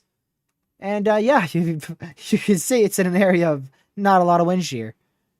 Outside of that 100 0 to 1. So if we don't get if you're wondering why we haven't had a big tour out of this, that's why. Lower level wind shear has been lacklustering all day, and it looks like it's probably going to continue that way. It might uptick in the overnight hours with the lower level jet. It upticks to the west, but not on the storm. I know it's barely off your screen, but that main wind shear stays a little bit off to the west.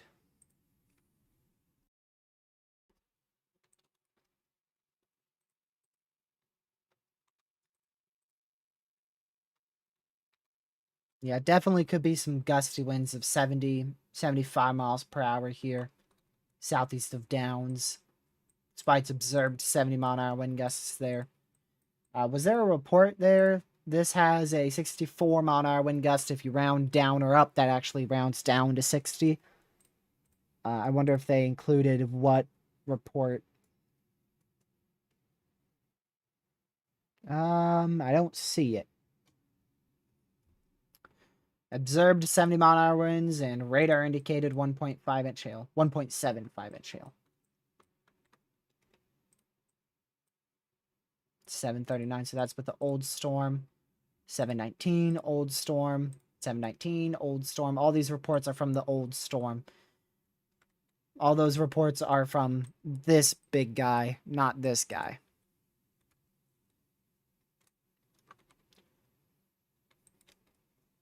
Wouldn't be surprised if they re-upgrade this to destructive. Because it looks like that hail core is still very, very significant. Very significant hail core. Again, the blue, that's very heavy rain pushing into hail once you get to this dark blue 64 dBz. Very dark blue 65 dBz. You're starting to get to some small hail. And most of the white is going to be... that's going to be hail at or greater than an inch in diameter. And then you could start getting into these dark gray pixels, 71. That could be 2.5-inch hail with this particular setup and storm. Same with this guy over here. You could see these dark pixels, 70, 71 dBz, 72 dBz, 2.5-inch hail with that storm as well.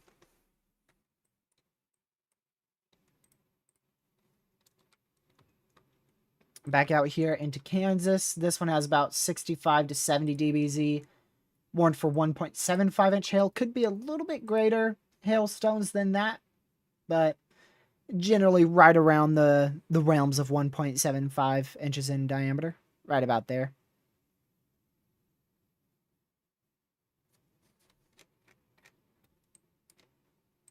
Right around that vicinity of hail, somewhere around 1.75. Western Nebraska ain't got a really good radar here. What's that warned for? 1.75 inch hail. It's far, but you still do have that 65 to 70 dBz there, so still roughly 1.75 inch hail there. And this one, 2-inch hail. Reason why that one's higher is because you have some higher pixels. 77 dBz there. Wouldn't even surprise me if it's a little bit larger than 2-inch hail. That's pushing 80 dBz on that. Okay, they did go severe for our storm in Mayfield, Kentucky here. Your best radar is MRMS here, which is actually nationwide radar, not your high-resolution normal radar sites. And that's going to be this line here going into Mayfield. Very, very electric line. A lot of lightning, a lot of heavy rain, and now some gusty winds, maybe even upwards of 60-mile-per-hour wind gusts with that going into Mayfield, Kentucky. So get away from doors and windows there. You'll be perfectly fine as long as you don't go outside and you're away from doors and windows. And that was just 10% off of a PDS severe thunderstorm watch. Almost got a PDS severe thunderstorm watch. Significant wind gusts of 85 miles per hour likely. Supercell should continue to transition and grow upscale into an intense bowing cluster this evening. Occasional large hail will be possible and perhaps a tornado or two, with any thunderstorms that can remain at least semi-discrete. Otherwise, numerous to potentially widespread severe damaging winds appear likely with this bowing complex. Peak wind gusts could reach up to 85 miles per hour on an isolated basis. Yeah, that's what I was thinking. Upwards of 90 mile an hour winds, 85, 90 miles per hour, probably going to be the maximum wind gusts we see out of this complex as it continues to the southeast. With that, we are at 0 tornado warnings. So there you go. We are down to 0 warnings. We'll stay live till the top of the hour at the 9 o'clock update. We'll stay live a little bit later than that too, so we could see the outlook for tonight. Considering that's not a PDS watch, I fully expect them to hold the enhanced risk and not upgrade to moderate.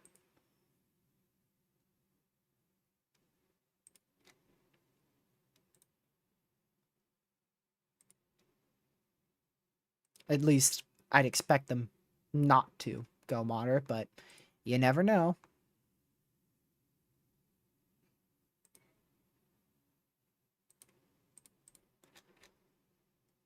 I want to go back to our storm here in Kansas.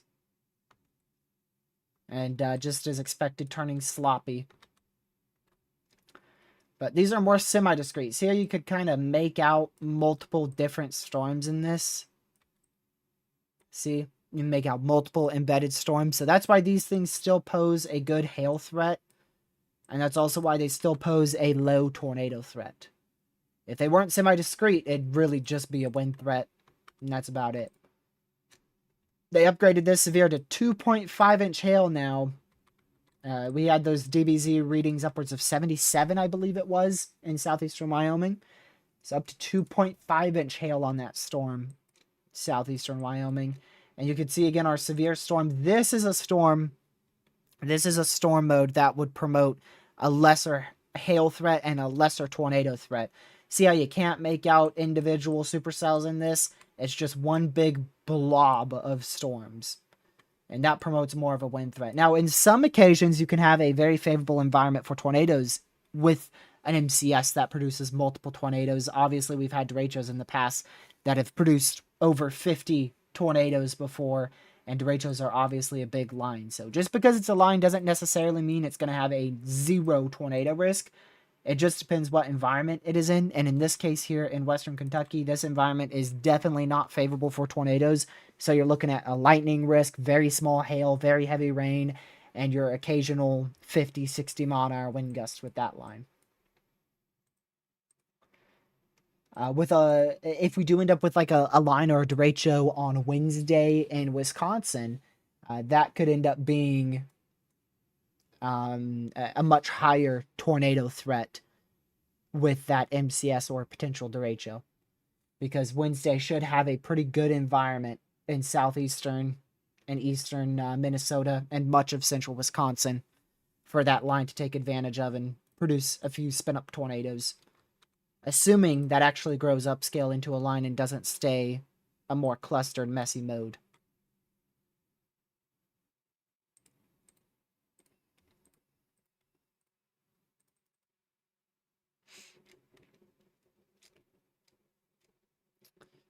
Let's see. Seeing if we got anything new. Let's go over to our model data here. Let's go to the new RRFSA. No, not the HRRR. No, thank you. Do the RRFSA because that seems to be a little bit better. So yeah, you can see these storms in this particular run stays semi-discrete till about 10 o'clock Eastern. That's about another hour or so where we'll have our greatest hail and tornado threat. But then after that, about an hour and a half, rather about 2 hours from now, closer to 10:30 or so Eastern time, we start to see that transition into more of just a big line. And as that line first really starts to intensify, as those storms merge up into a big MCS and they start to intensify between 11 o'clock and 12:30 a.m., that will probably be our peak damaging wind threat. And then after that, those storms will start to undercut each other. We'll lose instability. We completely lose the sun, obviously. And eventually storms will just die out as we go closer to about 2, 3 a.m. around or east of the Kansas City area. As for Colorado, this doesn't seem to be handling it very well. But as long as we could see... Is this live? I didn't think it was. As long as we could see this storm stay discrete, it still should pose at least a low tornado risk as it moves into that slightly more favorable environment. But I think our highest risk now for overall severe weather and tornado potential is going to be focused in this area for the next 2 hours. And then it's going to be primarily a damaging wind threat once it gets east of the Abilene area or east of Salina. Right around here, it should be mainly just a wind threat. And for Colorado, like I said, I wouldn't rule out another weak brief tornado if that can stay discrete. If not, this is definitely going to turn a lot more sloppy. We'll have to see, because if you look at this loop here, you could see those rain showers on the northern end starting to connect with it, and that could promote more upscale growth into an MCS out of this stuff too. MCS is just a line of severe storms.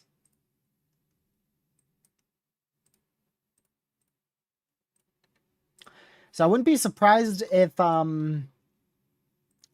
honestly they drop the 5% Tor risks in both of these areas and just leave it at 2%, but we'll have to see. In my opinion, I don't think either of these areas warrant a 5 sig 1 anymore. I've been using the RFSA today, and it's handling a bit better than the HRRR.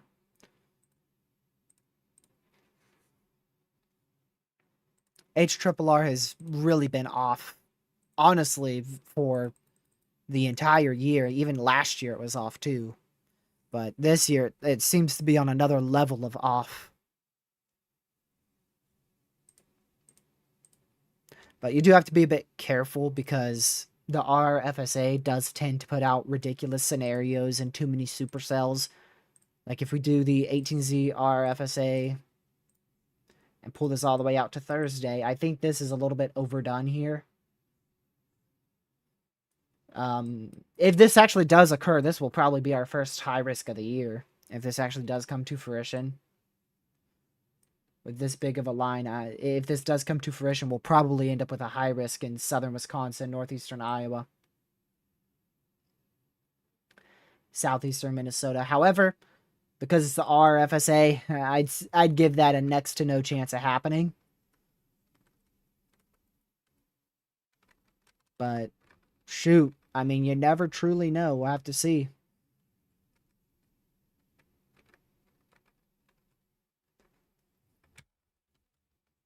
But that definitely is a crazy look. But like I said, sometimes it can overprint supercells and embedded supercells.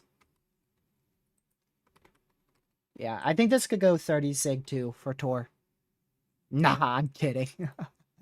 I got you. I got you there for a second. I saw you starting to type your comment. I saw you. Nah, I'm talking about for wind. But I don't think it's actually going to happen. I think that's the high-end scenario. I don't think that will actually be the case.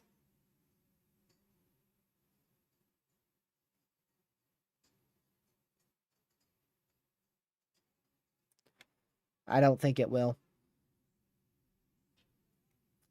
Yeah, either like a 45 sig 3 or a 60 sig 2. I think 60 sig 2 is more likely. But again, that's the high-end scenario for Thursday. It would take a lot of... The reason why I even mentioned the high end is because the NAM also agreed. If we go to the NAM, it's a slingshot jet streak. And that is something that always raises an eyebrow on this channel. When you get a slingshotting jet streak where you have a bowling ball trough that already has an established strong jet streak, and it has a secondary maximum jet streak that forms behind it, and it slingshots that secondary maximum, that will always raise an eyebrow for me. And you can see that's exactly what happens. Pay attention to these little height potentials right in here and this belt of flow and its orientation to our bowling ball trough. And watch how it swings across from just north of the northwest side of the Four Corners area into Nebraska. And then by the time you get to Thursday afternoon, it's now a negatively tilted trough with a jet stream maximum directly over the main risk area across Iowa, southern Wisconsin, northern Illinois. And by the time you go into the overnight hours, that continues eastward. So you get just a big slingshot here. Within 24 hours, you go from your jet maximum here in southwestern Idaho. 24 hours later, that thing is out here in Wisconsin and Minnesota. So that is why I even mentioned the high-end potential on Thursday, because if that comes to fruition and we actually do have a bowling ball trough that slingshots like that, that is a crazy jet streak. That is very, very crazy. Here's another scenario. This is going to be the... And I haven't looked at this yet. This is going to be the GFS. And I want to see if this has anything similar. This is on Thursday. And you could see it's a little similar, but it's definitely different. And the biggest difference is it's faster. It's definitely faster. You can see your jet stream maximum right about in here, right? This is the jet streak I'm paying attention to the most, right there at 8 p.m. That's already quicker. That's already quicker. This X was the NAM at 8 p.m. This X is the GFS at 8 p.m. It's already faster. And then 8 p.m. on Thursday. Look where it is on 8 p.m. at Thursday here. That main jet stream maximum that I'm following is now, looks like it gets translated up into Canada. So that goes on the GFS from here all the way up to here, whereas the NAM goes from here to here. Big, big difference. I think this would lean more towards a sloppier setup. And you could see how much further east it is too. Look at that. Your risk is way, way, way down here into Chicago. More in line with the SPC. Whereas the NAM brings that back into Wisconsin and Iowa as the main area. So 2 different scenarios. One scenario is exactly what the SPC has right now, which is an enhanced across Chicago down through East Kansas City, around the St. Louis area, Missouri area. And the other scenario is what the NAM has, which is that higher end scenario where we are probably going to end up with a moderate risk if it comes to fruition for Thursday. That is a much higher scenario. And I would definitely lean more towards the NAM, but there's one big model that will have huge judgment for me on what this is going to do here. And let me go find it. This is the European model run. And this is typically going to lean a little bit more towards the NAM side of things, but I want to see if it actually does. Tuesday, Wednesday, Thursday. Here we go. Thursday at, we're going to go back to Wednesday at 8 p.m. And look at that. It's already leaning towards the NAM. Already leaning towards the NAM with that jet streak in southwestern Idaho. And follow it all the way till 8 p.m. And look at that. Where is it? Smack dab right where the NAM has it. So that follows the high-end scenario where you do have your bowling ball trough that slings that jet stream maximum straight into southeastern Minnesota, northeastern Iowa, western into central Wisconsin. And if you take a look at your cape, look at that. Where's your cape at? More in line with the NAM. It's more to the northwest. Whereas the GFS, more down here. Oh, this is for a different time. More down in here. So the Euro definitely leaning more towards the NAM, which is what I thought it would do. And those are your main 2. So we'll just have to wait till we get a little further out. I wonder, or rather a little bit closer. I wonder if the RRFSA has 500 millibar. Ooh, it does. It does. I love it. Weatherfront be having everything I need right now. Let's go all the way out to Wednesday at 8 p.m. And gracious day, your slingshot is, I'd say it's in Oregon here. Right in that area at 8 p.m. And then look at that. That is by far way more aggressive. I'd say that's right near the Twin Cities area from there to there. This is a lot slower. I wouldn't necessarily say... Yeah, it definitely is a lot slower. Way more robust. I think that's a little bit too high end of a scenario, which is why I don't think it's going to happen. I think this is too aggressive. Yeah, I definitely think this is too aggressive. What the heck?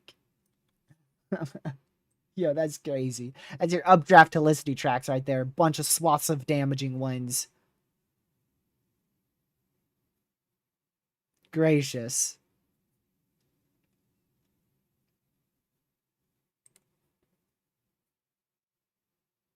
Let me see.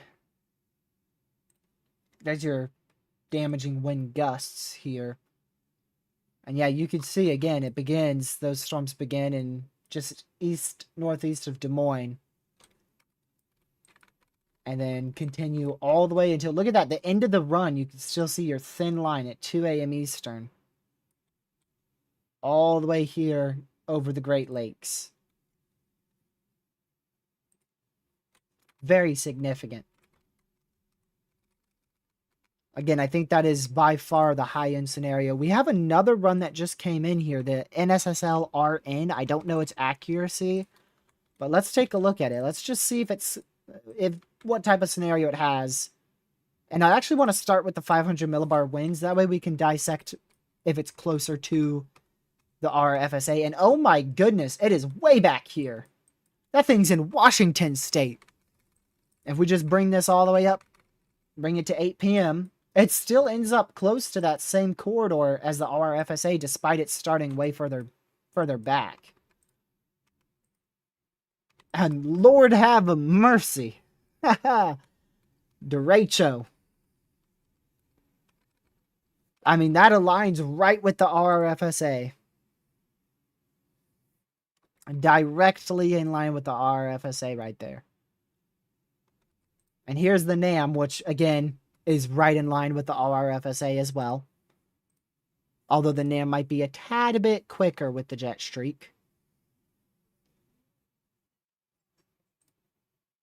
Here is the... Let's see. I'm not going to do this one, actually. I'm going to do... Okay, this is the GFS ensembles. Let's go to 500 millibar. This is the mean. And I'm curious if you could see your... Yes, you can.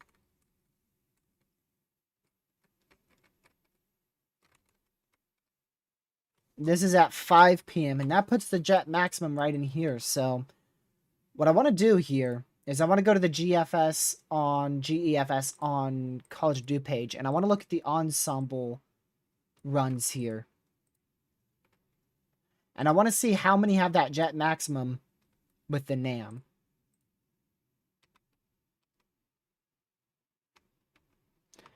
The majority, it looks like the majority of the members lean towards the NAM and RFSA scenario. Again, here's the Euro model run, which leans towards the NAM. The difference between the NAM and the Euro, very mesoscale features there. And then you have the GFS. That's your GFS compared to the Euro. I keep switching to the 12Z. There's your 18Z GFS, 12Z Euro. And the big key difference here between the two is that tail end jet streak right in there. The Euro has it sharp. It's a sharper trough. And the GFS kind of has it linger out, which results in a lesser severe threat on the GFS compared to the Euro. And the 12Z, actually, the 12Z GFS wasn't horribly off from the Euro.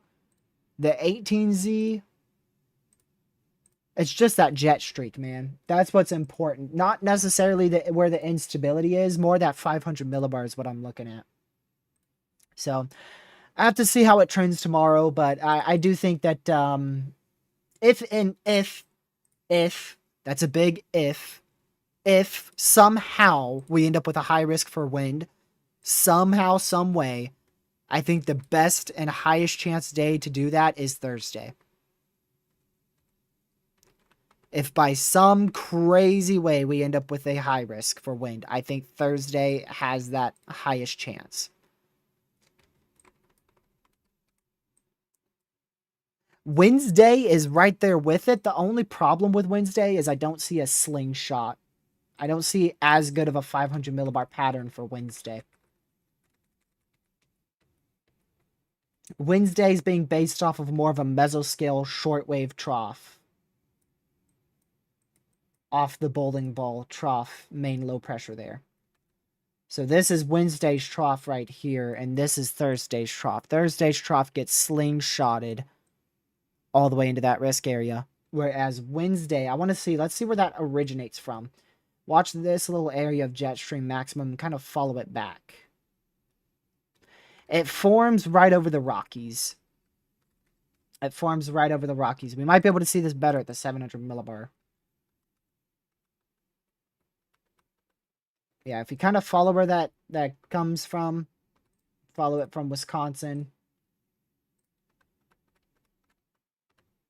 That 700 millibar maximum comes from Oklahoma, but also part of it comes from further to the north.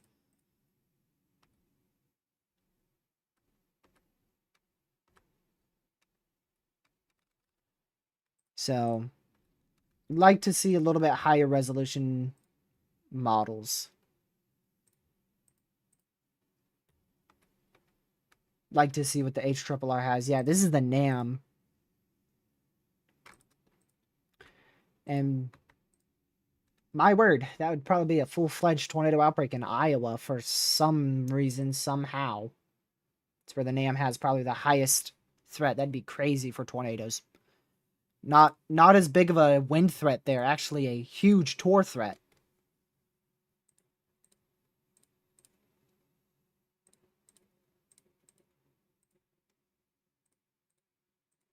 That is crazy.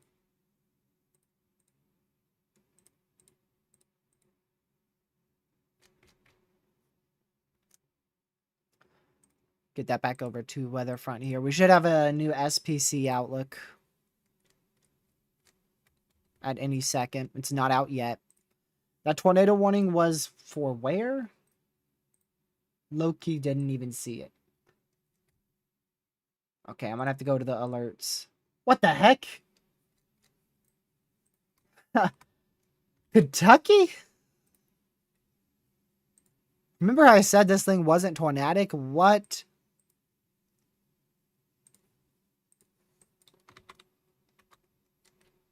Somehow, tornado warning out here in an area that's in a full-blown radar dead zone. There's no good radar sites here whatsoever. But somehow, some way, able to detect the potential for a tornado out of that. I did not see that coming from a million miles away. That is crazy. And like I said, there's no tornado environment out here. There's like nada, zero.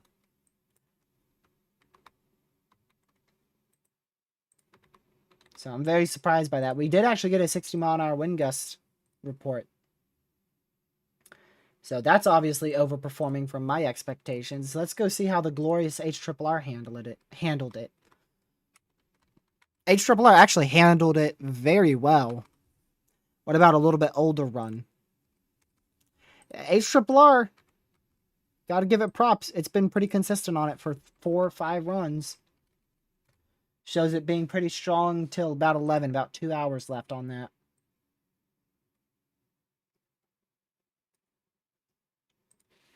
Pretty crazy.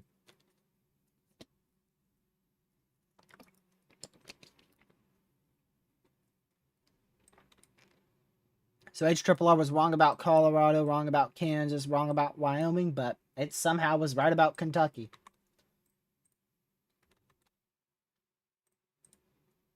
And look at this. You've got your line trying to form here. MCS trying to come together.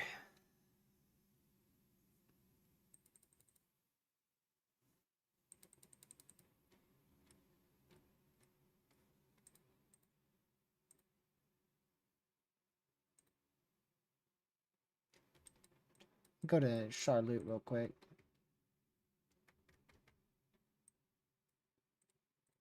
I was watching a little mini series of racing there under rain delay.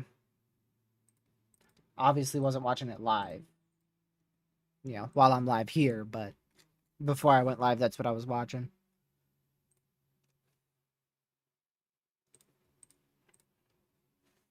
And now we got the basketball game on, huh?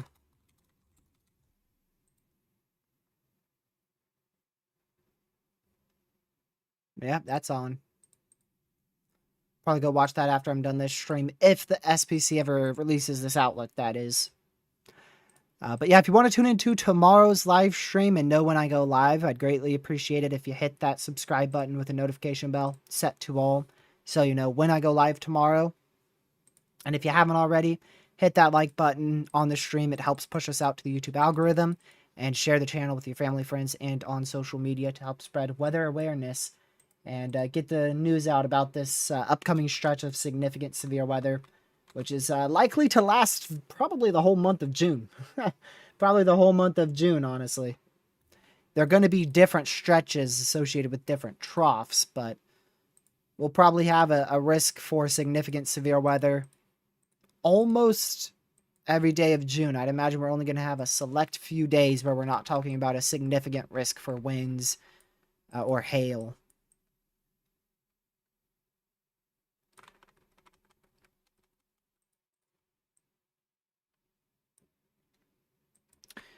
Curious on what StormNet had for tornado potential.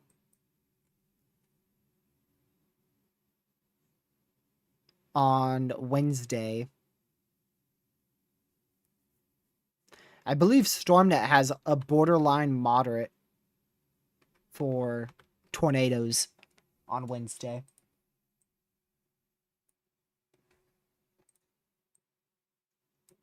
It either is a moderate or borderline moderate for StormNet on Wednesday. And then Thursday, just a little bit less potential on Thursday than Wednesday, according to StormNet.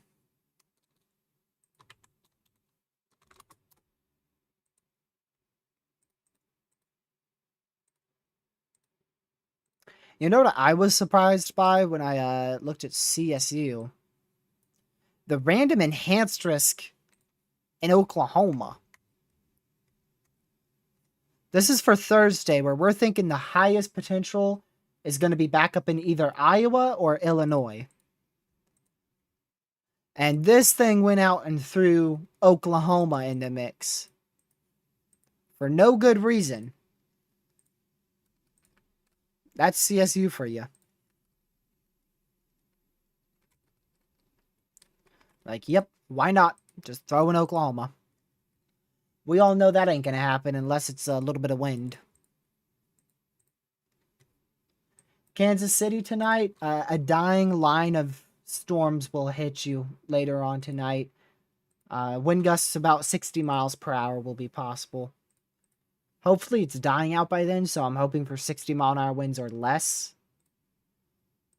Because 60 mile an hour winds is still pretty damaging.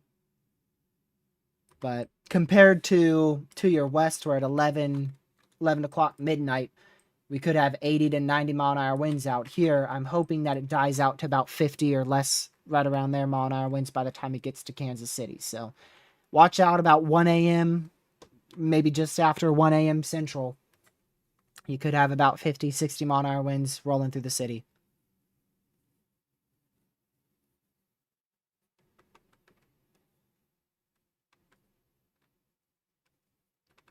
When you think tornadoes, I wouldn't rule out a brief week tornado somewhere on the line, but I highly doubt that's going to end up in Kansas City.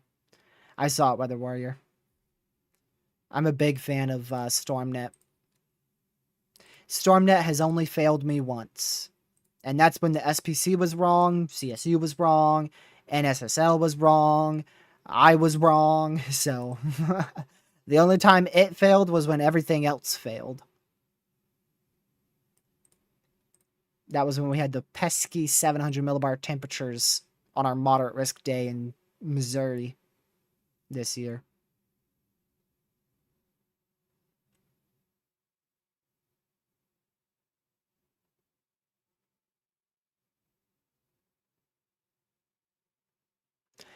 You can literally follow it on, if you go to StormNet, you can literally follow the derecho potential on the damaging wind risk. Wednesday, it starts in Iowa, shifts into Michigan Wednesday night, goes into Pennsylvania Thursday morning, goes into Virginia Thursday afternoon, and then goes into North Carolina Thursday night. So literally, like, StormNet has the potential for damaging winds from Wednesday all the way until Thursday evening across like that whole area, going from here all the way down to here, from Wednesday afternoon to Thursday night.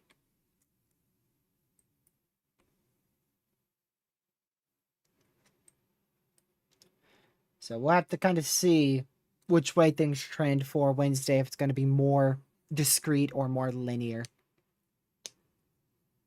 Yeah, I probably will get some weather on Friday, Caleb, but I doubt it will be anything that good. Might be chaseable, who knows? Here comes the SPC outlook for today. It looks like they have really the only major change is just some disextensions. Disextended the marginal a bit in Texas, disextended the marginal in Illinois, Missouri, Arkansas, Kentucky to Tennessee, That's now shrunk to only a sliver of Tennessee and Kentucky. This extended the marginal fully out of central Minnesota, and it's now for only southeastern South Dakota, southwestern Minnesota, not for central Minnesota.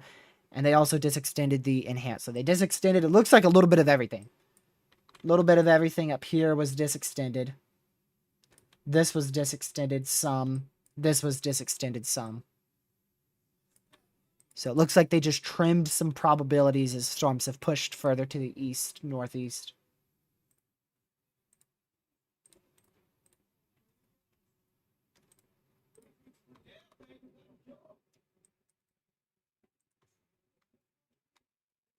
So, yeah, we'll keep watching these storms. They're just significant storms. The only tornado warning right now is in southwestern Kentucky. We'll keep watching that. But really can't really watch it too much when all your radars are dead. really can't watch it that well. All the radars are out over there. So, yeah, I'd like to wait and see what our models show for these upcoming days. The only day that I think will be a little iffy for widespread significant severe weather is tomorrow. I really don't see a way how Wednesday and Thursday don't do something big. Tomorrow, I could see tomorrow end up being a little bit of a letdown if we do end up with a more semi-discrete mode. Because I feel like if a semi-discrete mode happens, we're only going to get like 2 or 3 good storms that are dominant. Whereas if we get a linear mode, we could get a whole line of severe storms and embedded tornado potential. But tomorrow still does have derecho potential. I just think out of all 3 of these days, out of tomorrow, Wednesday, Thursday, I think tomorrow has the lowest ceiling. I think Wednesday easily could go moderate, and then I think Thursday's ceiling is high. Tomorrow is like a borderline moderate. It's borderline. Depending on if we trend linear. If we trend a bit more linear, a moderate for wind is probably going to be warranted, but if we trend more semi-discrete, that wind risk is probably going to stay the same, and it will probably stay enhanced. Whereas day 3, I think, is going to go moderate, and day 4, I also believe will go moderate. Even if the lower end scenario occurs on day 4, I still think we're going to go moderate for day 4, again, which is Thursday. So yesterday the SPC went moderate. Today the SPC almost went moderate, but they opted not to because of uncertainty on if these storms would grow upscale or stay more semi-discrete. Tomorrow, they're probably going to be close to moderate. We'll see if they actually pull it. Wednesday, I think we will have a moderate, and then Thursday, I think we'll have a moderate. For tomorrow, if we get a moderate tomorrow, I would say the most likelihood would be for wind. And let me see. I'm going to go check 2 things real quick. Just so I can give you a good idea. I have to type this.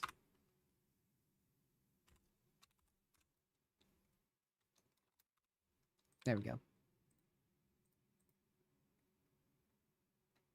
Yeah, so for wind, I would say most likely area for the moderate.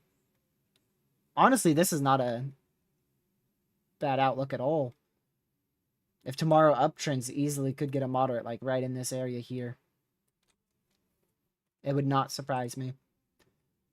It would definitely be probably only in North Dakota. I don't think it would spread into Minnesota or South Dakota.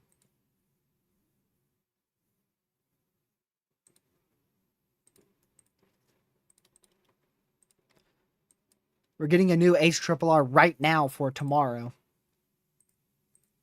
Right now, at this very moment. It's rendering in. It's at 2 p.m. for tomorrow. So let's go look at that, actually. Let's watch that render in together. 00Z watch party. At least for tomorrow. I don't think I'll be live to watch it render in for Wednesday. Can't be here forever. I only wanted to do a quick hour stream, but I really didn't have anything else to do, so like I said, I just stayed here longer. Yeah, it's a small MCS there in Kentucky. Might be associated with an MCV.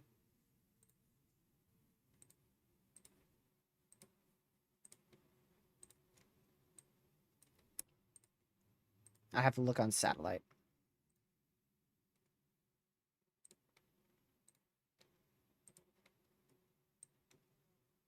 Nah. It's not associated with an MCV. However, it might be forming its own MCV. Looks like it is. You can see the rotation in here. The big area of spin. Look at that.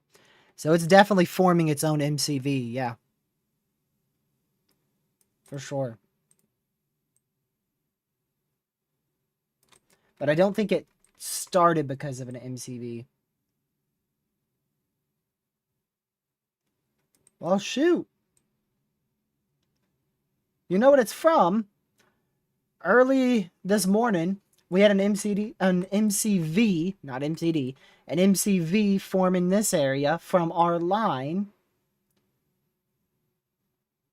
And that was a focal point for initiation right there. It reformed. So, yeah, it came from an MCV from very early this morning. Sure did. It's the MCV from Western Missouri from early this morning.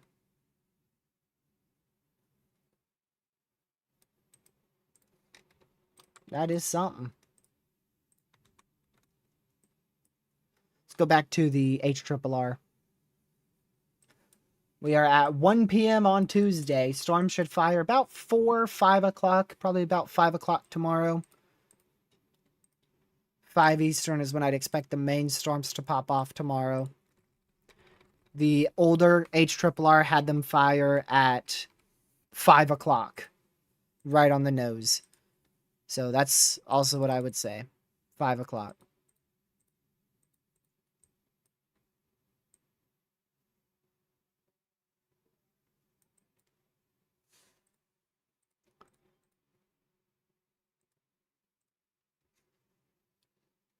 I thought that said West Virginia.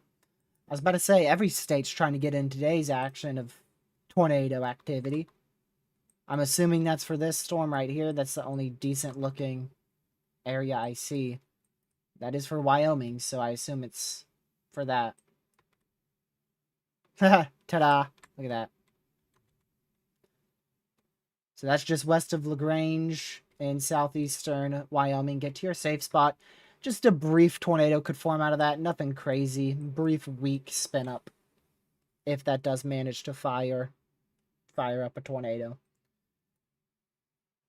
Nothing I'm overly concerned about. Goes for 26 more minutes. Just get to your safe spot. You'll be good. If you're in your safe spot and a tornado does form, you're going to be perfectly fine. Fingers crossed a tornado doesn't form out of that, though. All right, back to the HRRR. We're watching our newest model run render in for tomorrow's severe weather threat. This will reach Wednesday, but like I said, I'm not going to be live to watch that. I'll just watch this come in a little bit for Tuesday, then we'll head off.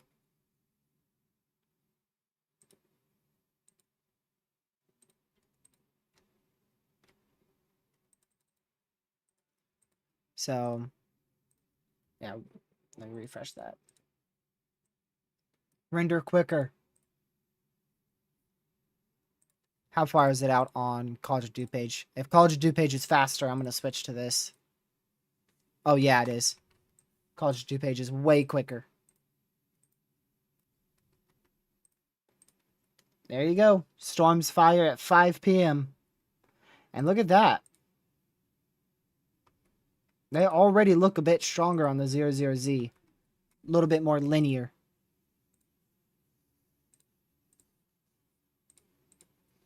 Oh boy. That cape is trended to the southwest as well. Look at all that energy available.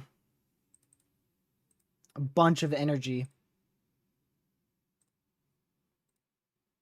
Yeah, and even though these don't look very significant, for instance, this guy, right in here, this looks very weak, right? It's like 50, 60 dBz, doesn't look like much. But under that, look at the wind gusts it's producing. 87, 88 mile-an-hour wind gusts on that. Even though it looks very weak, 88, 89 mile-an-hour winds on that line, even though it looks like it's nothing. And you could see the potential for an intense tornado up there in Canada as well. That's where your main tornado threat will be, in Canada. Just like it was the other day, right in the same area.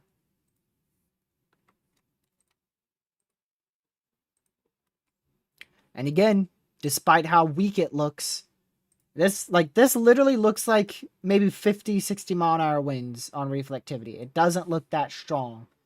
It really doesn't. But you switch to the wind gust product, and all of a sudden, look at this. You've got multiple areas here of 80 mile-an-hour winds, 72, 76, 76, 81, 82. I mean, you've got multiple areas of significant damaging winds and even severe damaging winds all the way down into southern North Dakota.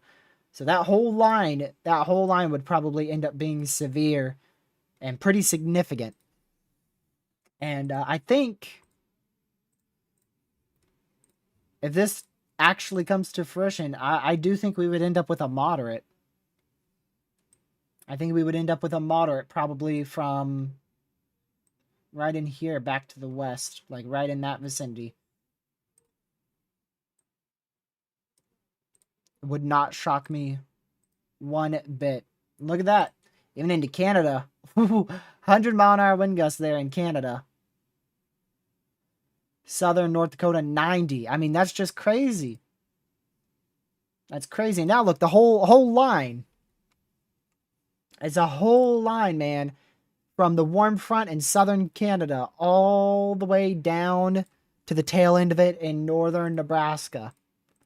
It's a huge line with a bunch of damaging wind gusts. You can see your primary MCS and derecho potential there, and then some embedded damaging winds down in here.